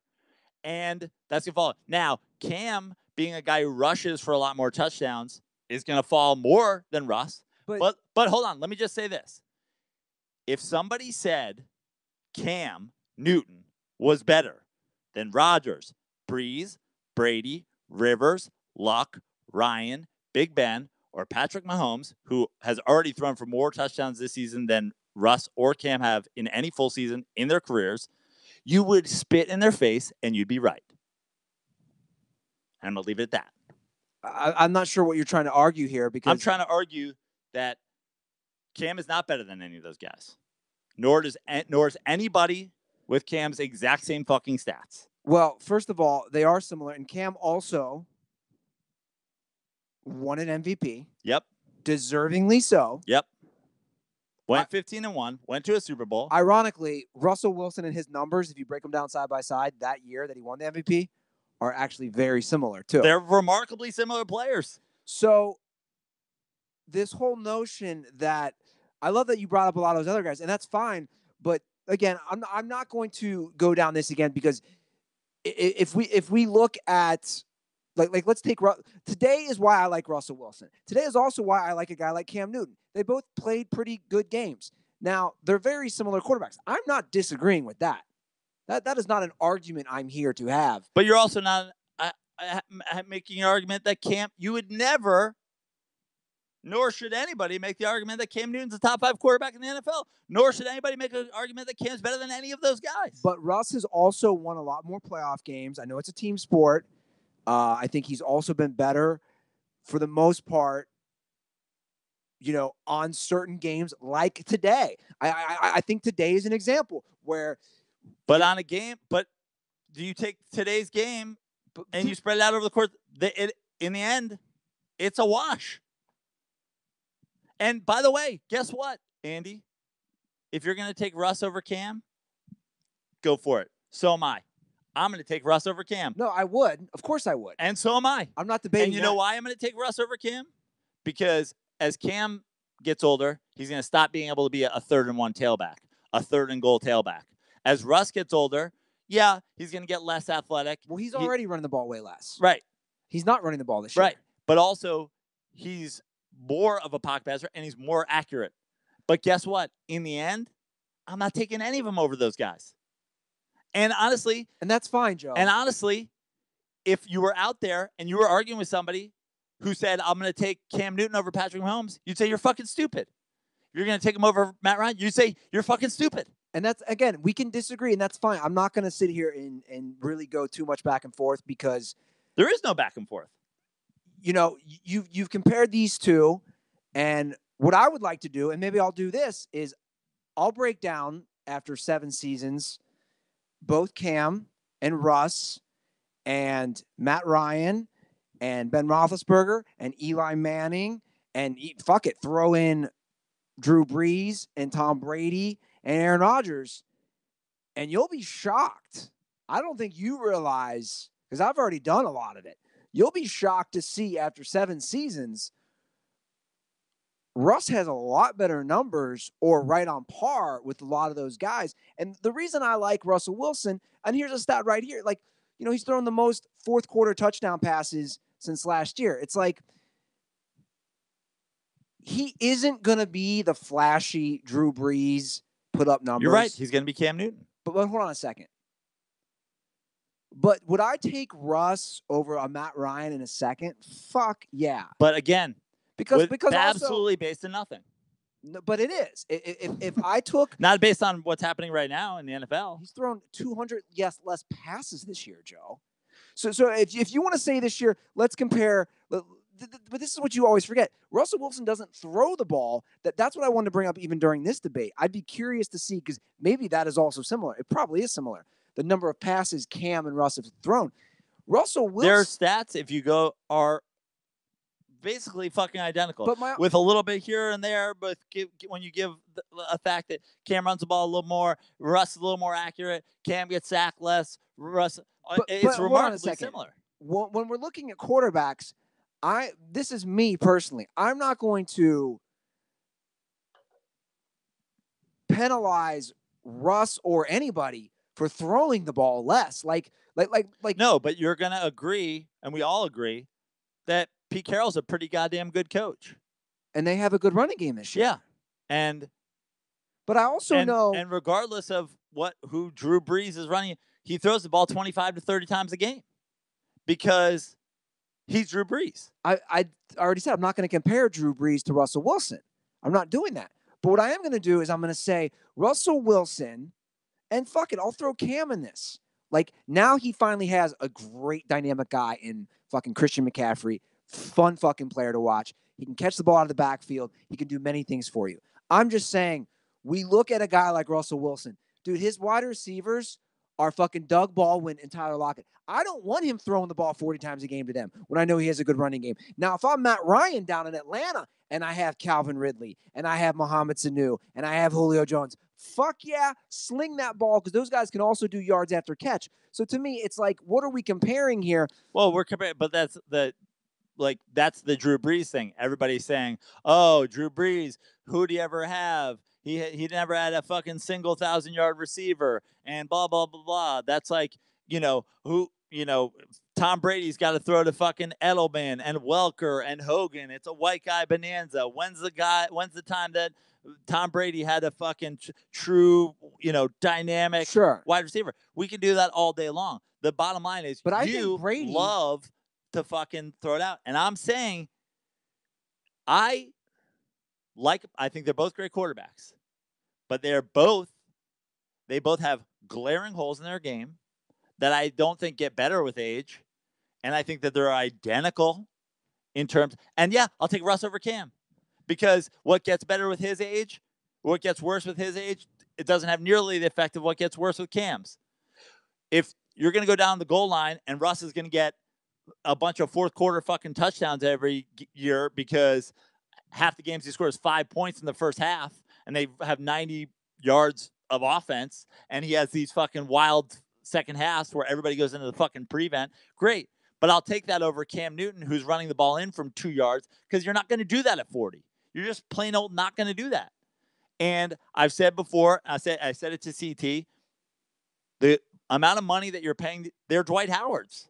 They're Dwight Howards. Well, I respectfully disagree. Okay, you can respectfully disagree all you want while also saying, you're right, they're identical across the board, basically. And no one alive that doesn't wear a Carolina Panthers jersey on Sunday would ever argue that Cam Newton is a top 5 quarterback in the NFL. That's all I'm asking for. You to agree when you look at it. You're right. Let me ask you this. 100% comparable. Is Eli Manning a Hall of Famer? Yeah. Let's just go through it. Is Phillip Rivers a Hall of Famer? Yeah. Is Tom Brady a Hall of Famer? Yeah. Again, after their first 7 seasons. Guess what? Hold on, just let me finish, because I let you have your thing. After their first 7 seasons, if we put Russell Wilson side by side, those guys. You're 100% right. And if you put Dwight Howard after his first 7 seasons. And Dwight Howard's and a you Hall of put Fame. Chris Collinsworth, and you put all these guys. But guess what? You don't make the Hall of Fame for 7 seasons. Sandy Koufax made the Hall of Fame. He's the guy. He's the guy who gets in for doing something for 7 seasons. But even when Russ is doing it for 20. I'll even put Cam into this. I'll even put Cam. So when Cam's still running, when Cam has 58 career rushing touchdowns. When Cam's second 8 seasons, he has 58 rushing touchdowns. Then we can talk about Cam but otherwise. But if you don't, but Praino, this is what's so interesting in quarterback arguments in general. At the end of the day, let's look at those 2 guys on their resume. One has a Super Bowl ring. Mm-hmm. We know it's a team sport, but that's still going to help him out. One has an MVP.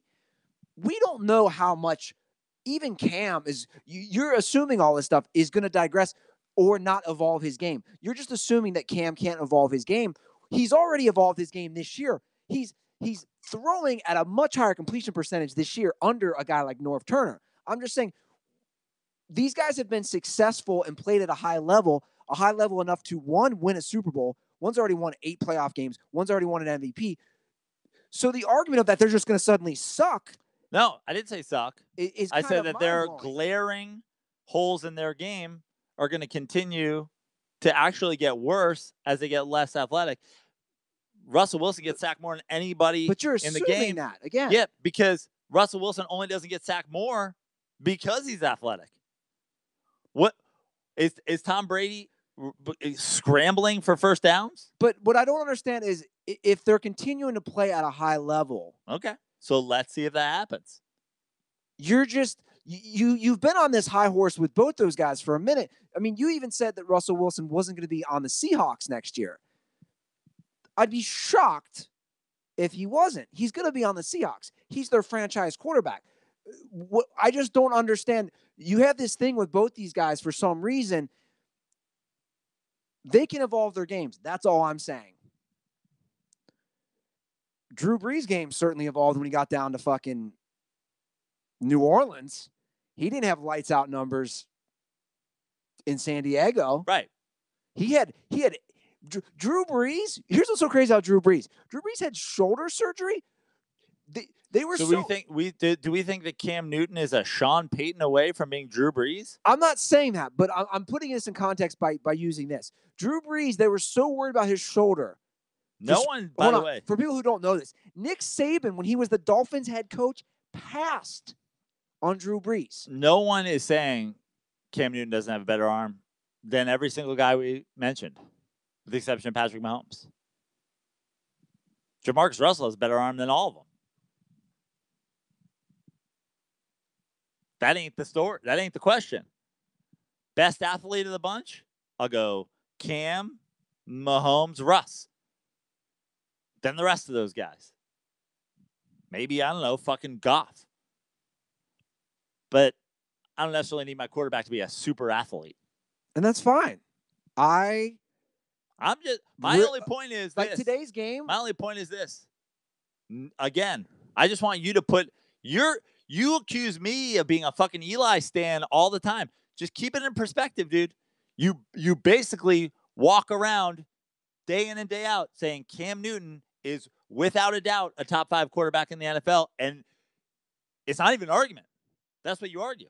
No, what I'm arguing is, first of all, you are arguing that. No, Joe, you're trying to. This is what you do. You try to put stuff in my mouth. What I'm saying is, both of those guys, first of all, are good quarterbacks. The Eli. I agree. But hold on. The thing is, you did what you never mentioned in all that, but you do with all the other quarterbacks when we talk about intangibles and eye tests. You failed to mention playoff appearances. Like someone like your boy Eli, that's where he takes a huge L, and that's where. Hold on, let me finish. That's where guys like Jerry Rice, and I'm not saying I agree with Jerry. That's why guys like Jerry Rice say Eli's not a Hall of Famer because he can never make the fucking playoffs. Eli has 115 and 111 total win-loss record. that's going to hurt his resume. Whereas guys like Cam and Russ, it's going to help their resume. First of all, because they're on teams that win. First of all, Eli Manning was on teams that win when he was 10 years in the league. The last 5 years, a lot of L's. It's almost like quarterbacks start to get worse in their late 30s. But guess what else? Everybody wants to shit on Eli Manning. We're arguing about whether or not Russell Wilson's going to make the playoffs at 9-7 or he's going to miss the playoffs at 8-8. Here's what I can say with 100% fucking certainty: if I lose that $100 to you, and the Seahawks make the playoffs at 9-7, and they have the crazy running game, they're not playing an undefeated team. They're going to play. They might play some 15-1 teams. They might play some 14-2 teams. But I will cut my dick off of the hacksaw if Russ goes 4 straight road games and wins the Super Bowl with that 9-7 team, because that's the difference between Russell Wilson and Eli Manning. Russell Wilson's winning fucking Super Bowls with 14-2 and 13-3 teams. Holy shit. Let's see when Russell's at 8-8 and that 9-7. Let's say when that happens when they get that 6th seed. They're beating the Saints on the road in the Dome? Okay. Let's go. Cam's doing that? Cam's going and fucking beating the 15-1 Chiefs in the playoffs after taking a 9-7 team from the 6th seed to the... Okay, let's go. Let's go. Let's do it. Can't wait. It's possible. It's possible. It's not going to happen. But you know why it's possible? Why? Because it's a team game. Yeah. Just like the Giants runs are team games, Joe. Yep. If the defense shows up for the Panthers, if the defense shows up for the Seahawks, anything's fucking possible. You're right. Anything's possible. Can't wait. Anything is possible with all these guys. And you can hold on to those 2 runs, which were great, which were fucking great. No one's taking away those 2 runs the Giants had. Just like no one's taking away the run that one's talking. I'm not even talking about it. But you are, because you brought that in. No one's talking about the run. No one's taking away the run that Joe Flacco had with the Baltimore Ravens in 2012. No one's taking that away. And that's cool, and that's great. But we also look at the whole picture. It's just like, I think that's where we have issues and where we disagree. It's the same way with someone like a Ryan Fitzpatrick. Is you get all worked up over, him having 3 or 4 good games in a row, and I'm like, okay, let's look at the whole picture here. Yeah, I look at the whole picture. Let's look at the resume. Picture. I look at Aaron Rodgers. I go, the guy's gonna miss the playoffs again this year. We're putting this on Aaron Rodgers. Who's doing that? Who's going? Oh well, Aaron Rodgers can fucking. I mean, how many playoff games has he won? Who's doing that? We have both done that. You have done that on this show. You have literally said that on this show. I think Aaron Rodgers is the greatest quarterback alive. But you've also said, Joe, I can go back. You've said on this show, we need to look at some of Aaron Rodgers' playoff wins and his lack of wins. We have both said that. You have said that. Dude, literally. Yeah. And then I watch it all. And I've watched it all. He's the best quarterback alive. But I'm also not going to, but again, we're bringing Aaron Rodgers into it. I'm also not comparing. But you are. Of course you are. I'm not comparing. You're bringing up the playoff stats. You're bringing up playoff wins. You're bringing up winning percentage as a starting quarterback. That's exactly what you're doing. No, I'm talking from a skill level. Okay. I'm not disagreeing with you. That's the only thing I've ever argued about the whole time. I have huge question marks with those 2 guys' skill level. And that's fine. You can have question marks. I think they've played it out just fine on the field. That's all I'm saying. I think they've played it out just fine.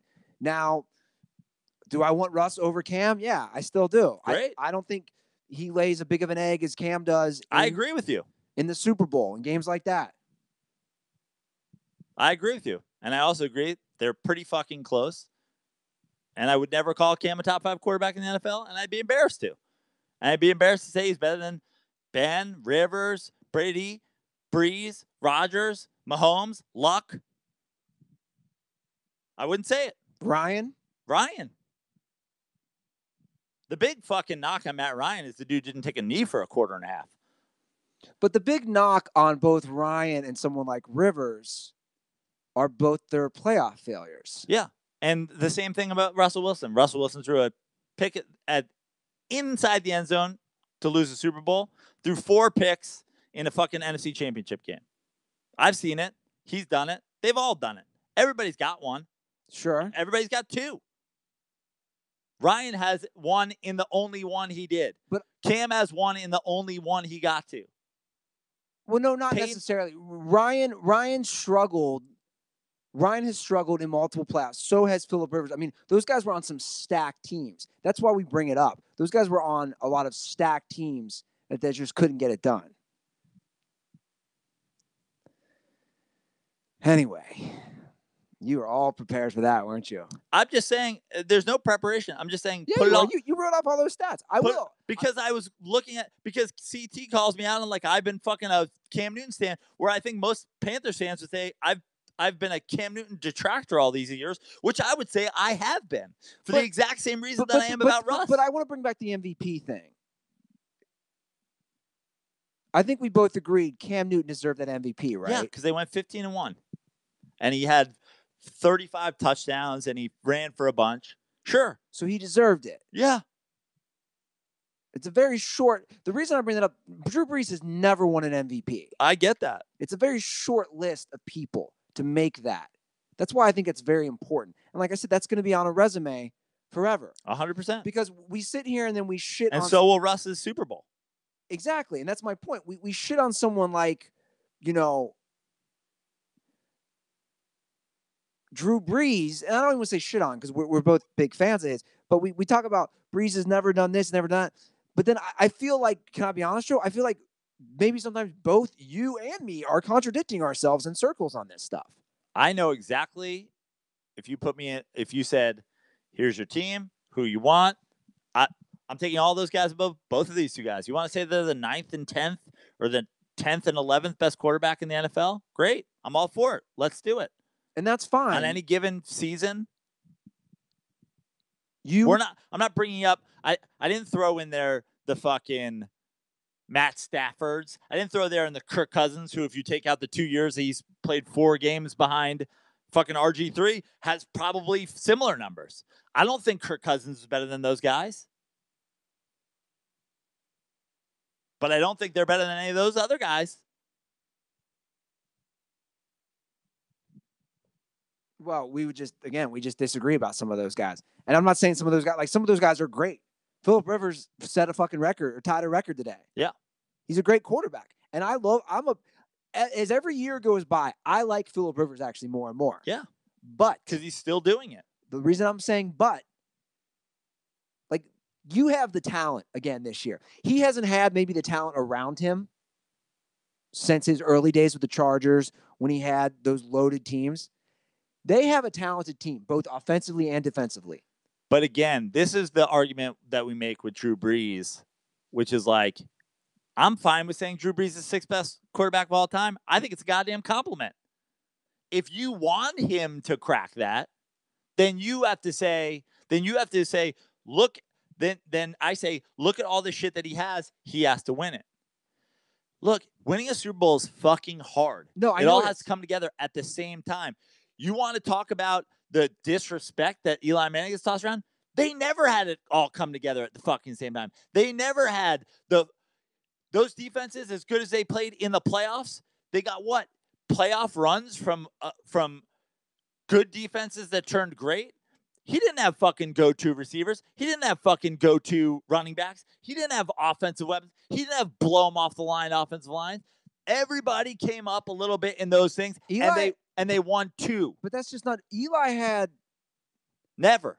Eli had 2 – that's just not true. Joe, Eli had 2 running backs that had rushed for 1,000 yards. Right. That's just not true. That's like me. That's like me saying Russell Wilson doesn't have. They're not the biggest names right now. Russell Wilson has quality running backs right now. Right. But no one's saying Russell Wilson fucking has to win the Super Bowl this year because he has fucking Penny and Carson, which is honestly very much like Bradshaw and Jacobs. But they're not going to rush for fucking Ward. They're not going to rush for 1,000 yards. I'm just saying, how often does any team?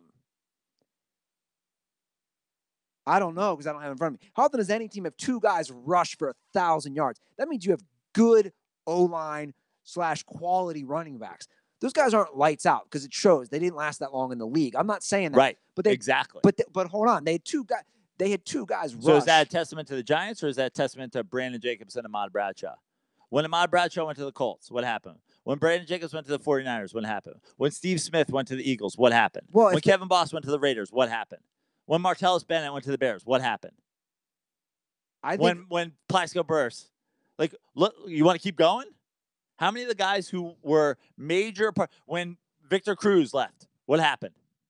We do that all day with those guys. Well, the guys are rushing for 1,000 yards. That's not a testament. The running backs, that's a testament to their O-line. You're going to give the O-line credit. Sure. Same way the Seahawks are running the ball this year. They have a much better, improved O-line. That's all I'm saying, dude. My point is, it's hard to win a Super Bowl. Yes. Yes. It is. Should maybe Phillip Rivers, who's gone on to have a 20-year career and he's going to be a Hall of Famer, wasn't ready to win a Super Bowl at fucking 27.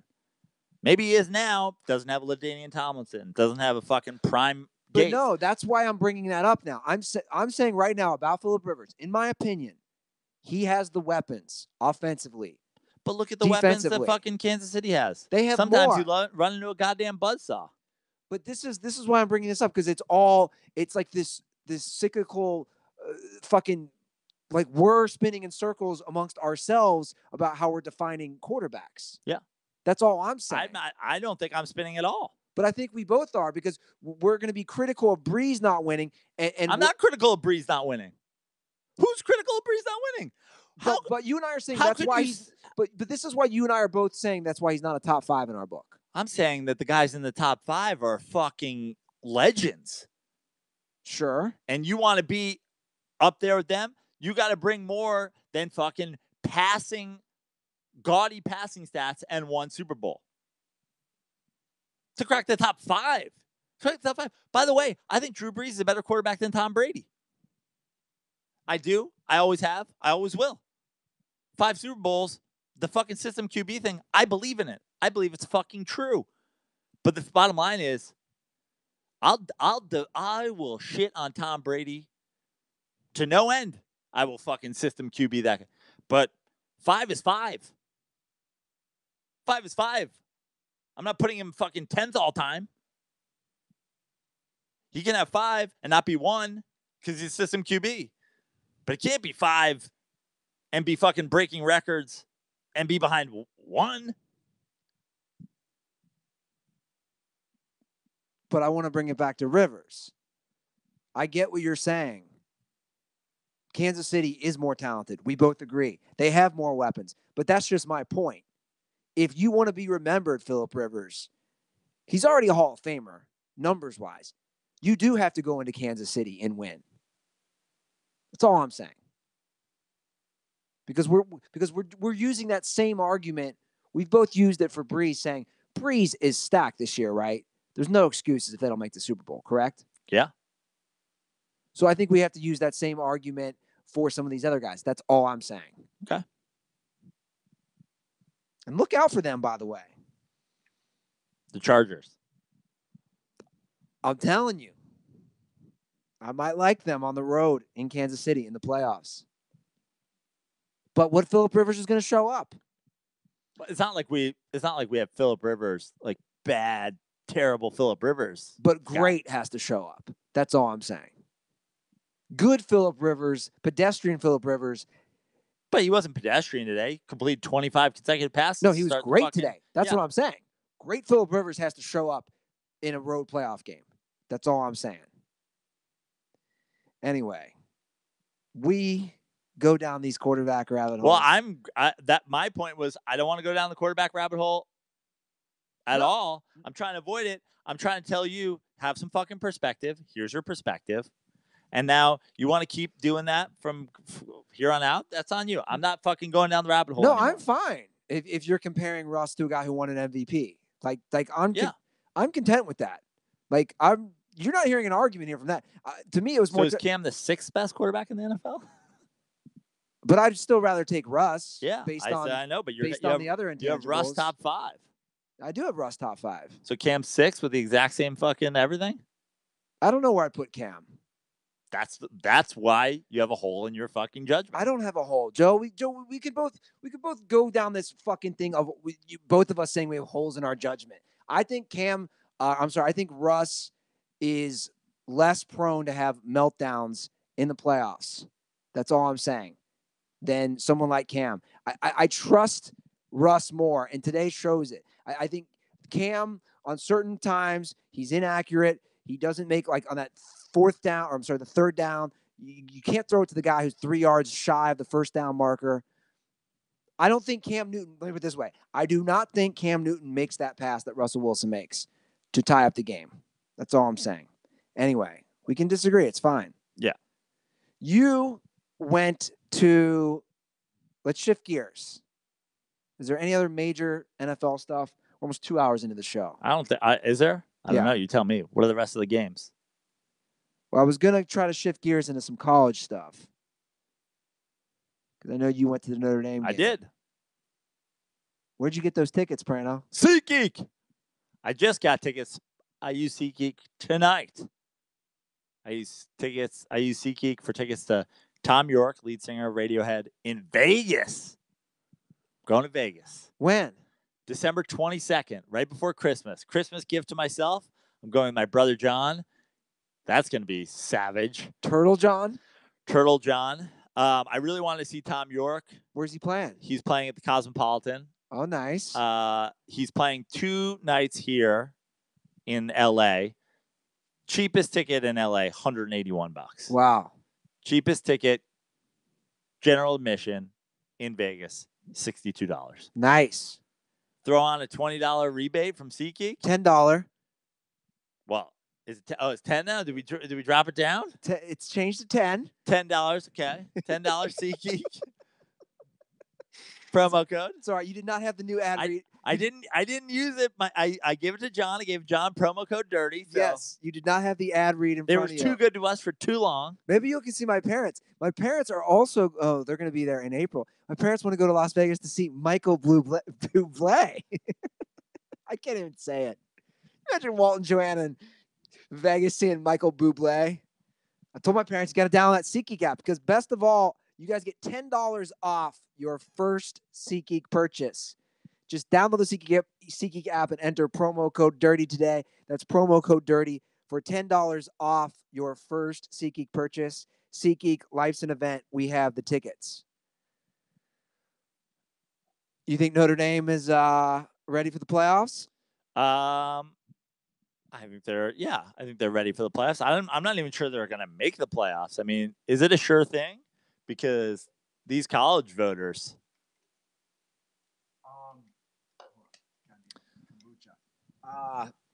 Here's the thing, dude. These college voters are idiots. Well, obviously Notre Dame should be in. They're undefeated. I agree. But this is where it gets dicey. Clemson, right now, number 2. They should be. Notre Dame, number 3. So Michigan gets waxed by Ohio State, who was number 10. Yeah. So let's go through. Number 5 was Georgia. Yeah. They're going to move up this week, but they play Bama. Right. So they control. Somebody has to lose that game. Yeah. But even if Bama loses. If Bama loses, somehow they can both get in, right? They should both get in. So if Bama loses, Bama, Georgia, Clemson. Notre Dame. Okay. Sorry. But then again, Oklahoma does not play defense. I was going at it with you. The Big 12, we've talked about this. The Big 12, it's 7-on-7. It is literally 7-on-7. And all you Oklahoma fans need to shut the fuck up. Well, what's the argument here? Well, the argument, first of all, I hate this system because you know who keeps moving up, and even though they lost their starting quarterback, UCF is now going to be fucked as usual. And now the argument is, well, Ohio State had one great game. I don't want to take that away. Ohio State put up 62 points on the number 1 ranked defense in the country. But it was one game, though, guys. They've struggled all year. So now everyone's saying this. Well, Ohio State's going to jump. They're going to jump from 10th to 4th. But they love the fucking... Because of one game? But the polls always love Ohio State. I know they do, and it's bullshit. I agree with you. But this is my point. Ohio State's like Oklahoma as far as giving up points. Ohio State gave up, 52, 55 points to Maryland last week? Oklahoma gave up 40 points to Kansas. Oklahoma was taken into overtime against Army. Well, those games, like I've watched multiple Oklahoma games this year. I've watched multiple West Virginia games this year because they're talking about fucking what's his name, Greer, as being Will Greer. Will Greer as being one of the quarterbacks that would be a first round guy potentially.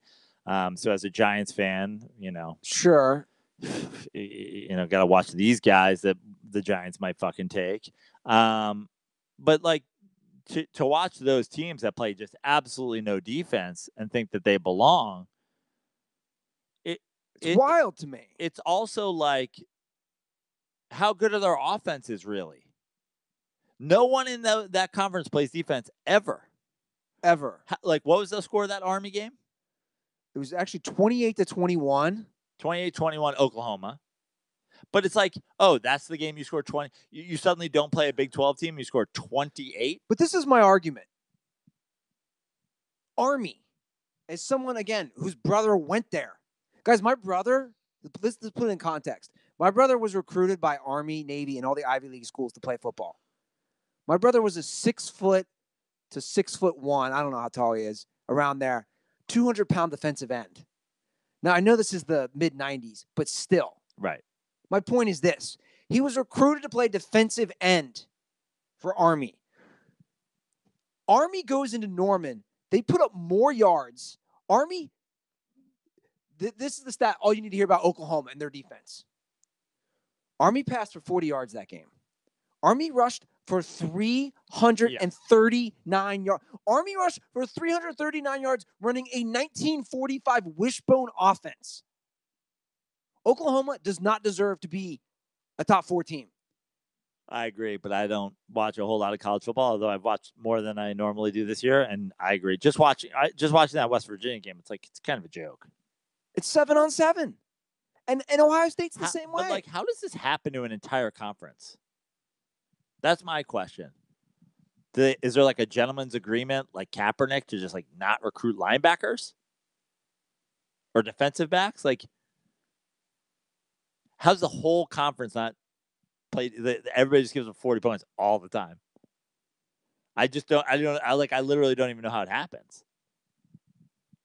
Well, you want to hear some quick numbers? Because I had to look it up because the cheddar dicks were coming at me. Okay. Maybe they should change how they work. Guess the year the last time a Big 12 school won the national title. I went to an Oklahoma victory over Florida State in Miami. That was probably 2003. It was 2005. Who won that? Oklahoma? It was Texas, the famous of Texas USC game. Of course. So my point is this, for everyone defending the Big 12. Guys, you haven't won a title since 2005. Your conference. So it's not working. This whole let's not play defense, it's not working. Hold on. Go through that. Who has won a title since 2005? The SEC and the ACC? And Big 10 with Ohio State. Right. Okay. So everybody but the Pac-12. Yeah, I don't think SU's before that. But they're not even playing in the title games anymore. Right. Since the playoff format started, no Big 12 team has even played in a title game. This whole, we're just not, because people were coming to me about, last year. Well, Oklahoma never played defense last year. Look what they did. They lost to Georgia in the playoffs. Yeah. It was a fun game. By the way, no one's saying these aren't fun games to watch. No, they're incredible to watch. I watched the whole West Virginia. Yeah, me too. Oklahoma game. It was nuts. But yeah, at a certain point, guys, I just, these people defending. I mean, I had people come into my mentions. Army's ranked top 25. Guys, if you're going to use Army.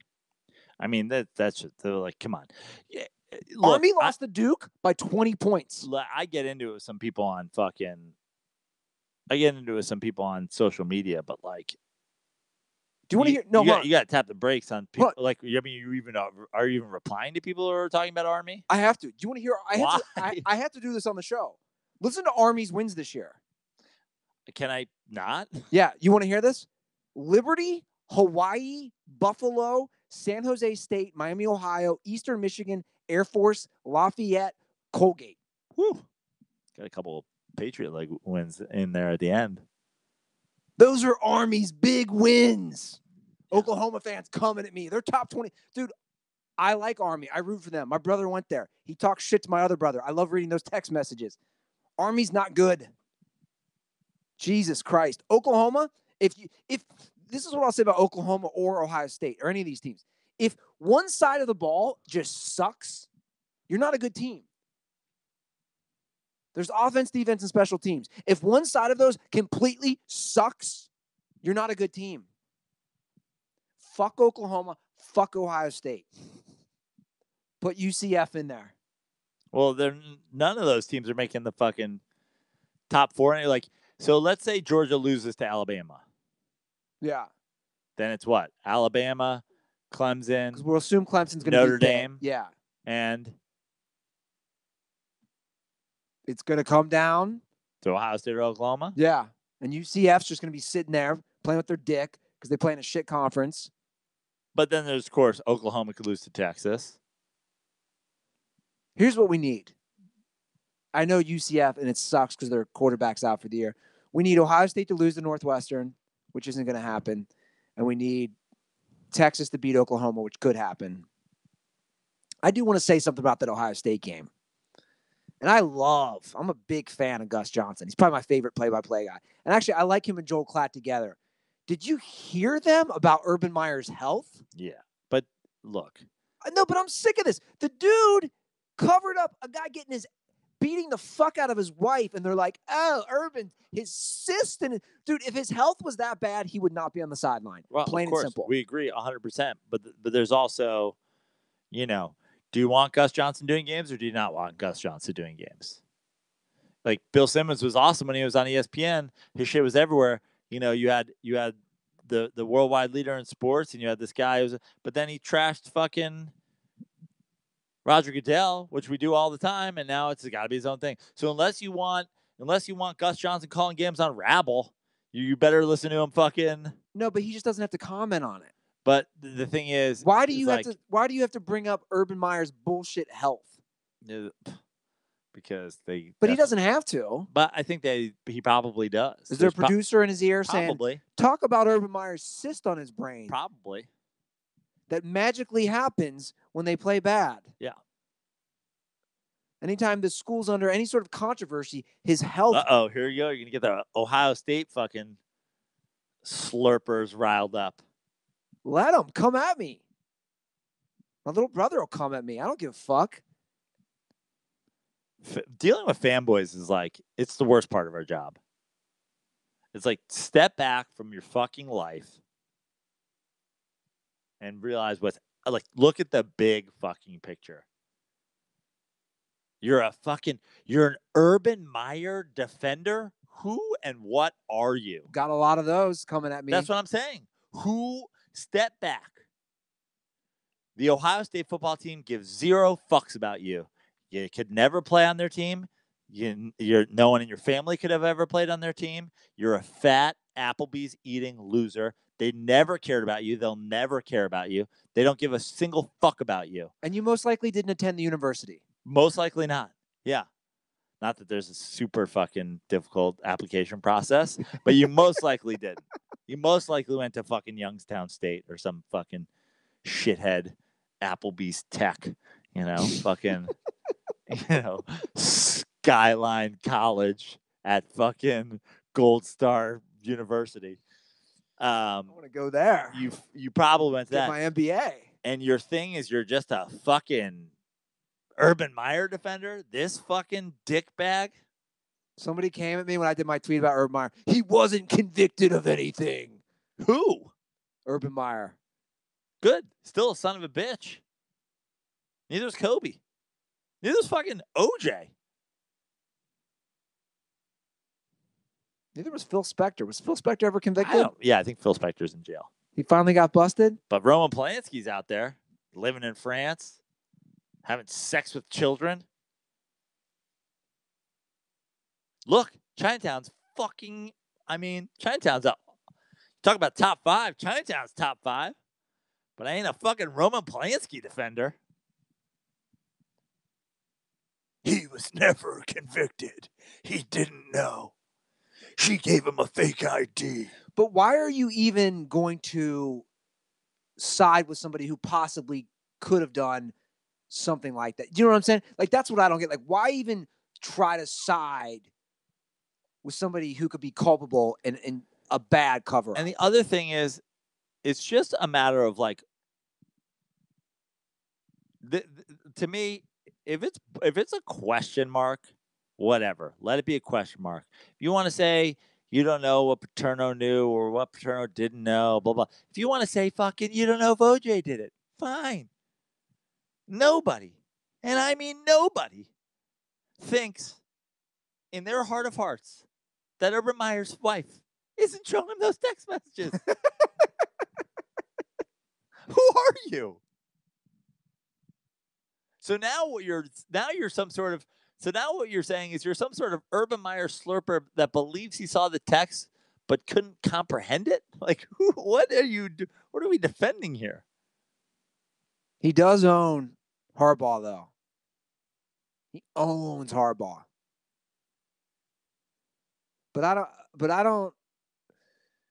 don't mind what you're saying about Harbaugh taking over the Packers. As we look at fucking boob face here.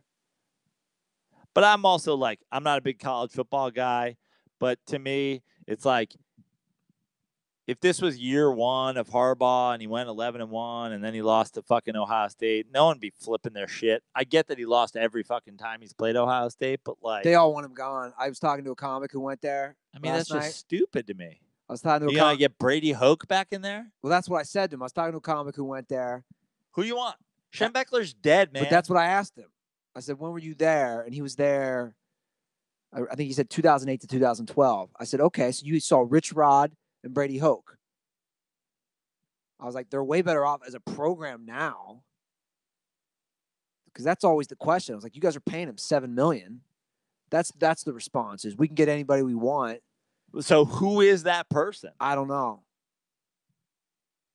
When you can get anybody you want, he's the guy you wanted. Yeah. Now you're going to fucking go 11-2 and start over? Who you want? If they lose their bowl game, I bet they fire him. Or he leaves. Yeah, I'm not much of a college football guy. I get it. Everybody. The thing about college football is the hardest part of my job is to try to completely ignore the fanboys.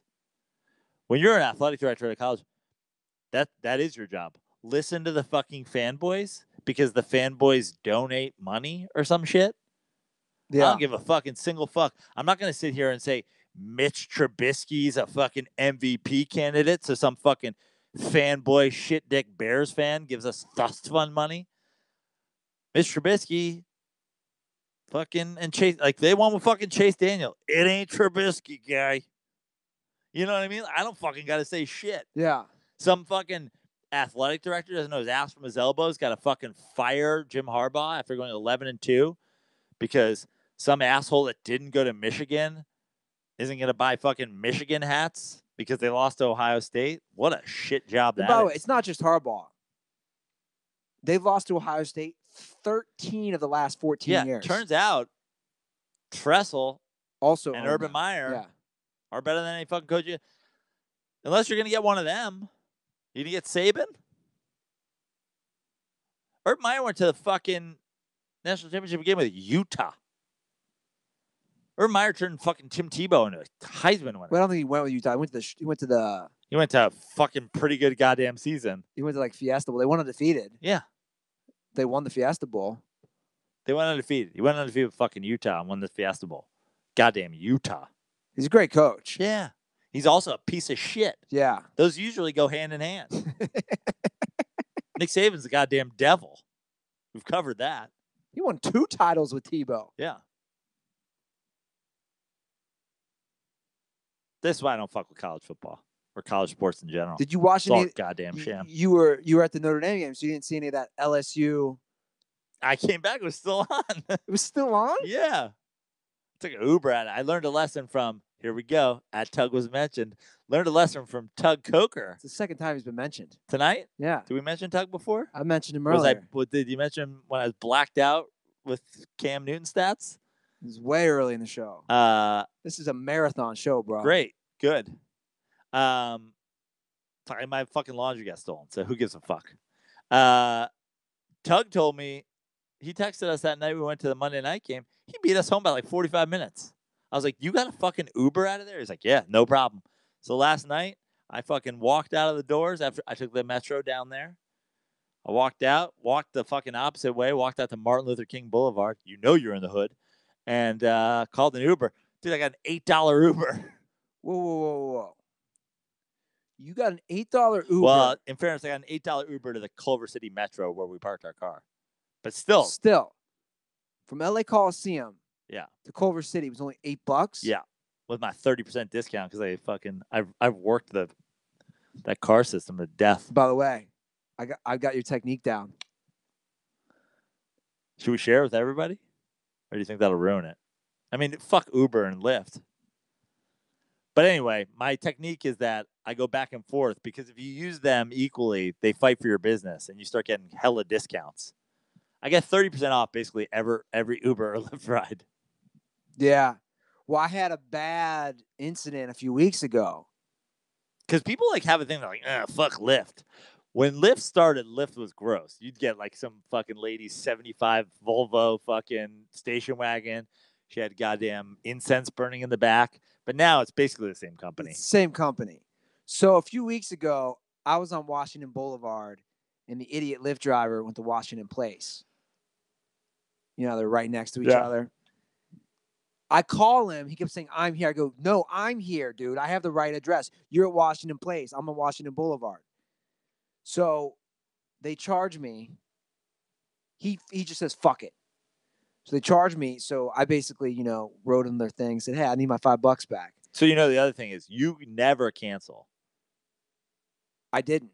Right. They have to cancel. So after that, bro, they just will not stop giving me discounts. Yeah. Because it's like, oh, shit, we fucked up on this dude. The guy fucked up on me. The guy actually purposely fucked me last night. He dropped me off and then went back to the other address. He, didn't shut off my ride. So I got all up in their shit. So you got back. And it was still on. 75, 79, fucking whatever the goddamn score was. Man. I wonder what was going through the mind of Coach O. I mean, unless we get him on the phone, we'll probably never know. 7 overtimes, tied a record. What was the final score of that game? 75, 72 or something? I believe it was 75, 72. They said it was the highest scoring game in FBS history. We got to get Coach O on the phone. Coach, you really have been waiting. I'm looking. I've been on goddamn hold for 2.5 hours. Andy Ruther, I've been on hold longer than we played overtime last night. And we played overtime for a goddamn long time. We played longer overtime last night than I ever had sexual intercourse with my beautiful, stunning wife. And I got to tell you, I have had some endurance in my time. I ain't talking like this because I don't fuck a lot. You know what I mean? Coach, first of all, thank you for sharing that information. You know what I said? Last night's game that we played a 75, 72, like a Big 12 game. Also like a Big 12, my dick is 12 inches long, big. My wife called my dick a Big 12. I go 12 inches for 12 to 25 minutes. And I'm talking, that's my quickie. Coach, now 12, that's a big number. You actually were playing in... Not from the back of my balls either, like Matty Goldberg he done a measurement from my asshole to a belly button. That ain't how it works. You go from only the shaft of your dick, Matty Goldberg. I was trying to say, Coach, you played in College Station, which where they play is called the 12th man. There's a lot of 12s going on here. What was going through your head when it hit overtime number 7? I mean, we're talking, this is a record, most points scored. Now I know Joe Praino, your co-host there, goddamn wop, big nose, fucking ethnic motherfucker. He go to the bathroom every time I call in, so I ain't going to talk too much to him directly. But I heard him say one time while I was waiting on a hold, he say he does these shows, he black out. I blacked out about midway through overtime 3. I don't remember anything happened after that. You don't remember the ending at all? I don't. Do you, I don't know. We won, lost. Till I get in the locker room. I look around at all my boys. I'm going to give them a hug, going to see them. I see what happened here, Andy. I get in the locker room. I'm covered in Gatorade. I said, we won this goddamn football game. Somebody said, no, we accidentally dump a Gatorade on you, and then we keep playing, and we lose the game. I said, what cockamamie shit is that, you dumping Gatorade on a losing coach?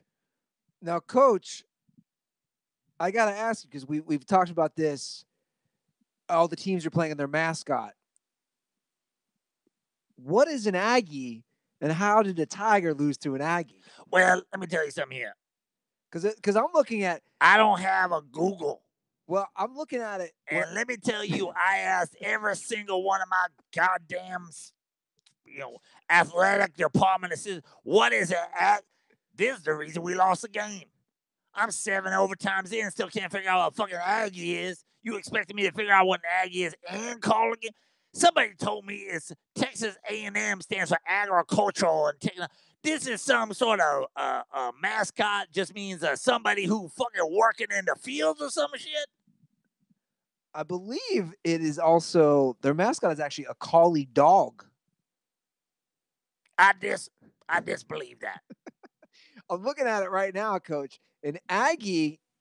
We didn't lose to no fucking Lassie.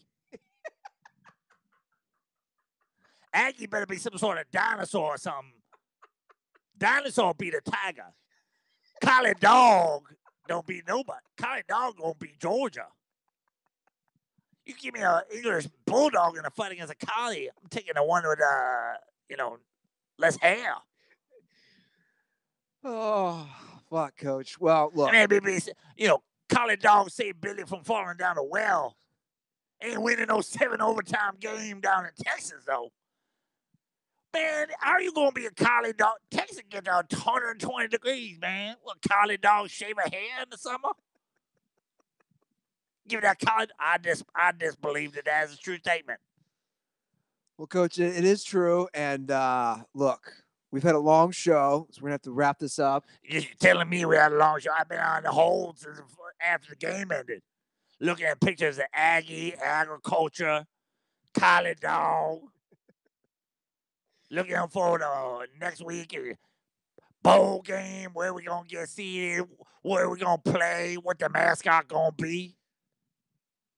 Do you have any preference, Coach, of any of these bowl games? Anywhere you'd like to play in Florida, any of these certain areas? Look, they do a bowl down here, Louisiana, every year. I forget what they call it now, the Bayou Bowl. The one in Shreveport? Yeah, get me in the Bayou. Man, we the Bayou Bengals. We playing a home game. Now, ain't the best bowl game. No one ever said, oh, you gotta extend Coach O. You went to the Bayou Let Bowl. me hop in, Coach. What about Florida? They have the Gator Bowl. I'll play the Gator Bowl. I'm okay with that. A bowl full of Gators? Yeah, that sounds fun. All right, Coach. Thanks for joining us. Coach O, everybody. Wow. Look at this. I'm watching the Vikings do a limbo celebration. This is what you make me watch while Coach O's on talking about fucking collie dogs. Yeah, man. Really went off. He's got a good point, though. Why the fuck is their mascot a collie dog? Look, Joe, it's been a long show. Has it? Are we done? The only thing I also have to add is I did watch It's a Football Life, Chris Collinsworth. Oh, yeah. We can keep this pretty short. That show should not exist. It's a Football Life? No. Chris Collinsworth episode of A Football Life. That was wonderful. I said that to you before the show. I love A Football Life. Chris Collinsworth does not meet the requirements of having a football life. Bro, he's a legendary broadcaster. I mean, yeah, and I will never watch it. What the fuck do they talk about with that? What do they show him just sitting in a goddamn booth talking to Al Michaels? I told you, Chris Collinsworth played 8 seasons. I know. He was a Pro Bowler 3 times. He had 4 1,000-yard seasons. He had 4 1,000-yard seasons. He was a world-class sprinter out of Florida. Look, I'm a New York Giants fan, but I ain't watching a Monty Toomer of Football Life either. Did Amani Toomer have 4 1,000-yard seasons? I guarantee he had more. What do you want to bet? He had more. Bet you he had more. I don't want to bet. I'm sure he did. I'm sure he didn't have a lot more. 6, 5. I'm sure he did, though. But I don't want to watch that either. He went to Michigan. He was mediocre there. He went to the NFL. He was mediocre there. He had 5. See? That's what I'm talking about. 5 in a row. He had a good career. I know he did. He also shouldn't have a fucking documentary about him. He's also not been doing broadcasting for 30 years. But I'm saying, what does that look like? Honestly, what point was it an hour-long show? Yeah. Like, first of all, what? I mean, maybe like a Football Life mini. We did a half-hour Chris Collinsworth episode. You could get an hour if he had an H, but instead he just has the. Well, they go into why a lot of people hate him. I certainly hope so. They had an hour to fill about Chris Collinsworth. They were 20 minutes in. They were through his 4,000-yard seasons. They're like, we still got 40 minutes to go. Let's talk about his in-depth relationship with Al Michaels. I didn't realize how much the Eagles fans hated him because of last year. You know, people were bringing anti-Collinsworth signs to the Super Bowl parade. Why did they hate him? Because on 2 of the controversial calls during last Super Bowl, he said basically both he was saying from what he's seen would go against the Eagles, and he thought should be in the Super Bowl. Yeah. And Eagles fans were trying to claim he was being a homer, which I don't think he was being a homer. They were showing the clips. He was just saying what he saw. Right. And then they showed the parade. Eagles fans were literally bringing like anti-Collinsworth signs. I mean, I'm not saying that they really fucking forced the Football Life out of this, but they're like, how many minutes did they do on the fucking blowback from his call last year's Super Bowl? They did a few minutes. Hey, the guy had 1,000 yards his rookie year, 8 touchdowns, cover of Sports Illustrated. I am a Collinsworth fan. I know you are. No, I'm saying in your blood as an announcer. Yeah, I think he's great. I think he's very intelligent. He sees things. When you watch the games, see, it's funny because I don't think the Eagles fans' complaints. I just think he gets fucking like everything's the greatest thing that ever happened. Doesn't matter who you're watching. It was like the Texans Cowboys game. They're like, this is old fashioned Texas smash mouth football. I'm like, this is garbage. I think he's a good play-by-play or a good color commentary though. I think he's smart. I think he's intelligent. I think he's good. Just like I thought Gruden was good. I think Joe Buck's good. There actually aren't that many color guys that I really don't like that much. Witten's bad. That whole crew. Yeah. Fouts can be kind of a dork. He does all these Chargers games. Yeah. And I watch him a lot. But as far as knowledgeable. I mean, there's tons of them like around the league that, you know, when you go into the deep, when you go into like the game, when you're on the fucking, you know, Sunday ticket. Well, like Trent Green? Yeah, Trent Green. Like Trent Green's Trent Green should win the Chris Collinsworth Award for like, why are we still fucking doing this? What's Trent Green ever done? I bet Trent Green had a decent career. I'm pulling Trent Green's stats up. He was all right. I mean, he wasn't the best. He's no Russell Wilson. See what I did there? Yeah, I agree. He's no Russell Wilson. So you're offended that they did a Football Life. I'm just saying, man, they're running out of fucking guys or something, huh? I got a lot of catching up to do. I still got to watch Arians, Cower. I'm gonna say it. Like, I like Bruce Arians. I saw the rumor that Bruce Arians wants to be the fucking Browns coach. But yeah.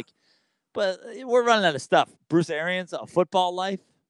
Like the first year of a Football Life was like Parcells, like fucking Joe Montana. Like they were just like, if you didn't win multiple Super Bowls and fucking, you know, in the Hall of Fame, you don't get a Football Life. Well, I'm trying to think who else I have on my DVR. I have Dawkins. Zach Ertz. Who else do I have? Who else did they do this year? Cower. That'll be an interesting one. Yeah.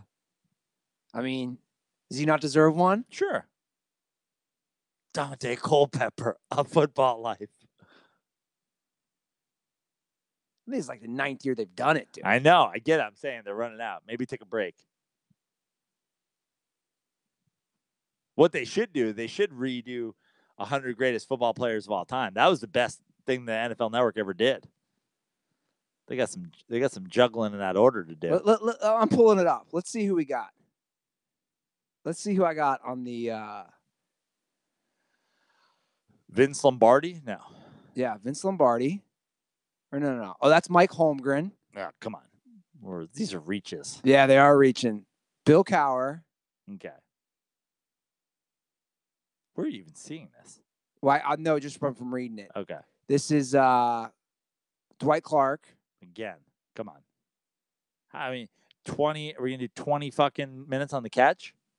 Yeah, they are. Weapon X. Who's Weapon X? Willie McGinnis. Does he not deserve it? Come on. Willie McGinnis doesn't deserve it? These are all reaches. At least this one. Lynn Swan and John Stallworth all together. Right, you're getting together. Get a half hour out of each of them. Enos Williams. What? Enos Williams. Praino's so offended. I got all these to watch. They are really running low. Jerry Jones. Okay, Jerry Jones. At least he's got a fucking story. Joe Gibbs. All right. Bruce Arians. We already talked about that. Larry Fitzgerald. Okay, and there's a receiver that's worthy of a football. I watched that. Sam Mills. Okay, at least there's a story there. Michael Vick. This one's way old. Jesus Christ. Michael Vick. I'm not even sure it's appropriate. I DVR'd this November 3rd, 2016. All right. We're just rambling. Enos Williams.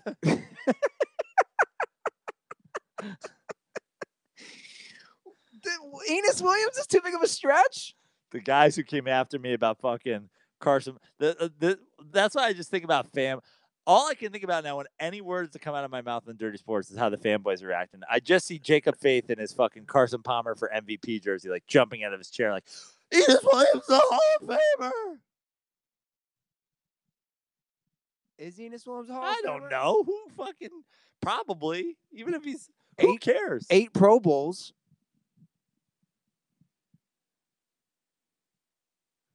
Yeah, maybe a football life is really stretching it. Really getting loosey-goosey. How many days are we doing a season?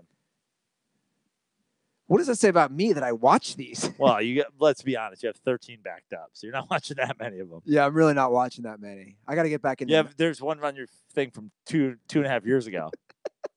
The Michael Vick's one is from November 3rd, 2016. Michael Vick, one of the most freak athletes of all time, also did jail time for dogfighting before coming back. You're like, yeah, I'll get to you, Mike Vick. Chris Collinsworth's on now. We got to see this breakdown of the time where he won a track meet in the 70s where black guys couldn't run with shoes. The white guys got shoes and the black guys couldn't. Bro, I had to do it for my dad. Collinsworth's fucking running through the tracks of Florida with a butt cut. I think he went to the same high school as Daniel Tosh. How funny is that? Daniel Tosh broke all his track records. I'm telling you, I think Daniel Tosh. No, this is what I wanted to say before we wrap up this episode. Okay. I told you off air. Chris Carter, who grew up in Middletown, which is like 20 minutes north of Cincinnati, idolized Chris Collinsworth so much that he changed his name. Come on, man. He changed his name from Christopher Carter to Chris Carter the same way Chris Collinsworth spells it. So he says this on A Football Life. He's interviewed. So Christopher Carter is Chrisist, and he just went to Chris? Yes. Now, he says his mom hated it. Now, we know Chris Collinsworth was named that because he was born a hermaphrodite. Praino, don't do it. Is Chris Collinsworth Christopher Collinsworth?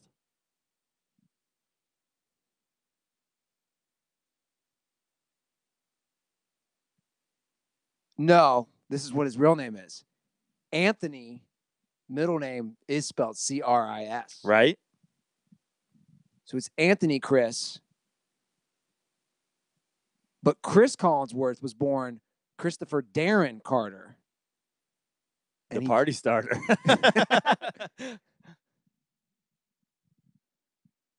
Named after his grandfather, Carter dropped his birth name and unofficially changed his name to Chris after wide receiver Chris Collinsworth. Come on, man.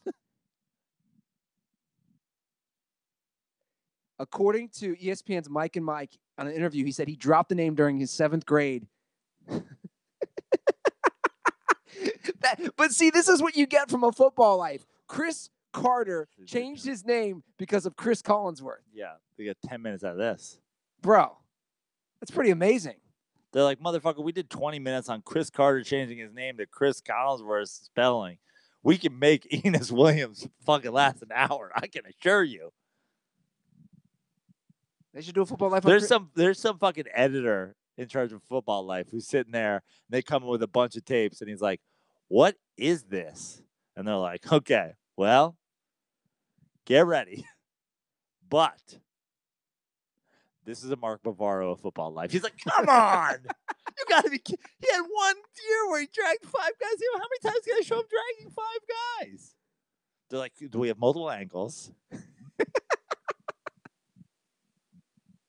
That's going to be my new thing. What are they going to do on a Football Life? All right, guys. That's the episode. It's been a bonanza. Hopefully it isn't too long for some of the people. Oh, fuck those people. I know. I'm kidding. Much love again to Nick Yardley. Thank you for the gear. Can't wait to come down to Amarillo, Texas. All right, Praino, what do you got to plug? It's almost my birthday. Nothing. Holy shit. Yeah. Happy birthday, Andy Ruther. Everybody send him love. Send him all kinds of stuff for his birthday. I like all the tweets people send you for your birthday. You always get good ones. What I got coming up? JoePraino.com for shows. I got Tahoe, got a New York trip, got a bunch of stuff in December. I'll be in Arizona with Eddie Ift in early January, right after New Year's. So come to that. I'll be in Tahoe with Eddie Ift too when I'm there. So a lot of Eddie Ift shows. Joe Praino on Instagram, Fix Your Life on Twitter. Awesome. At Andy Ruther on Twitter. I'm going to be answering some questions on Dent Report. So if you guys want any questions answered, slide into my DMs on at Andy Ruther or at Dent Report. I'll do that plug right here. And follow us at The Dirty Sports. And once again, guys, leave us those iTunes reviews. Drop a Twitter handle in your iTunes review, and I'll send you out some koozies. Subscribe to us on YouTube. All that shit. You guys know what to do. All right, that is the episode. Thanks to everybody for listening, for watching, and most importantly, don't forget, condoms are for pussies.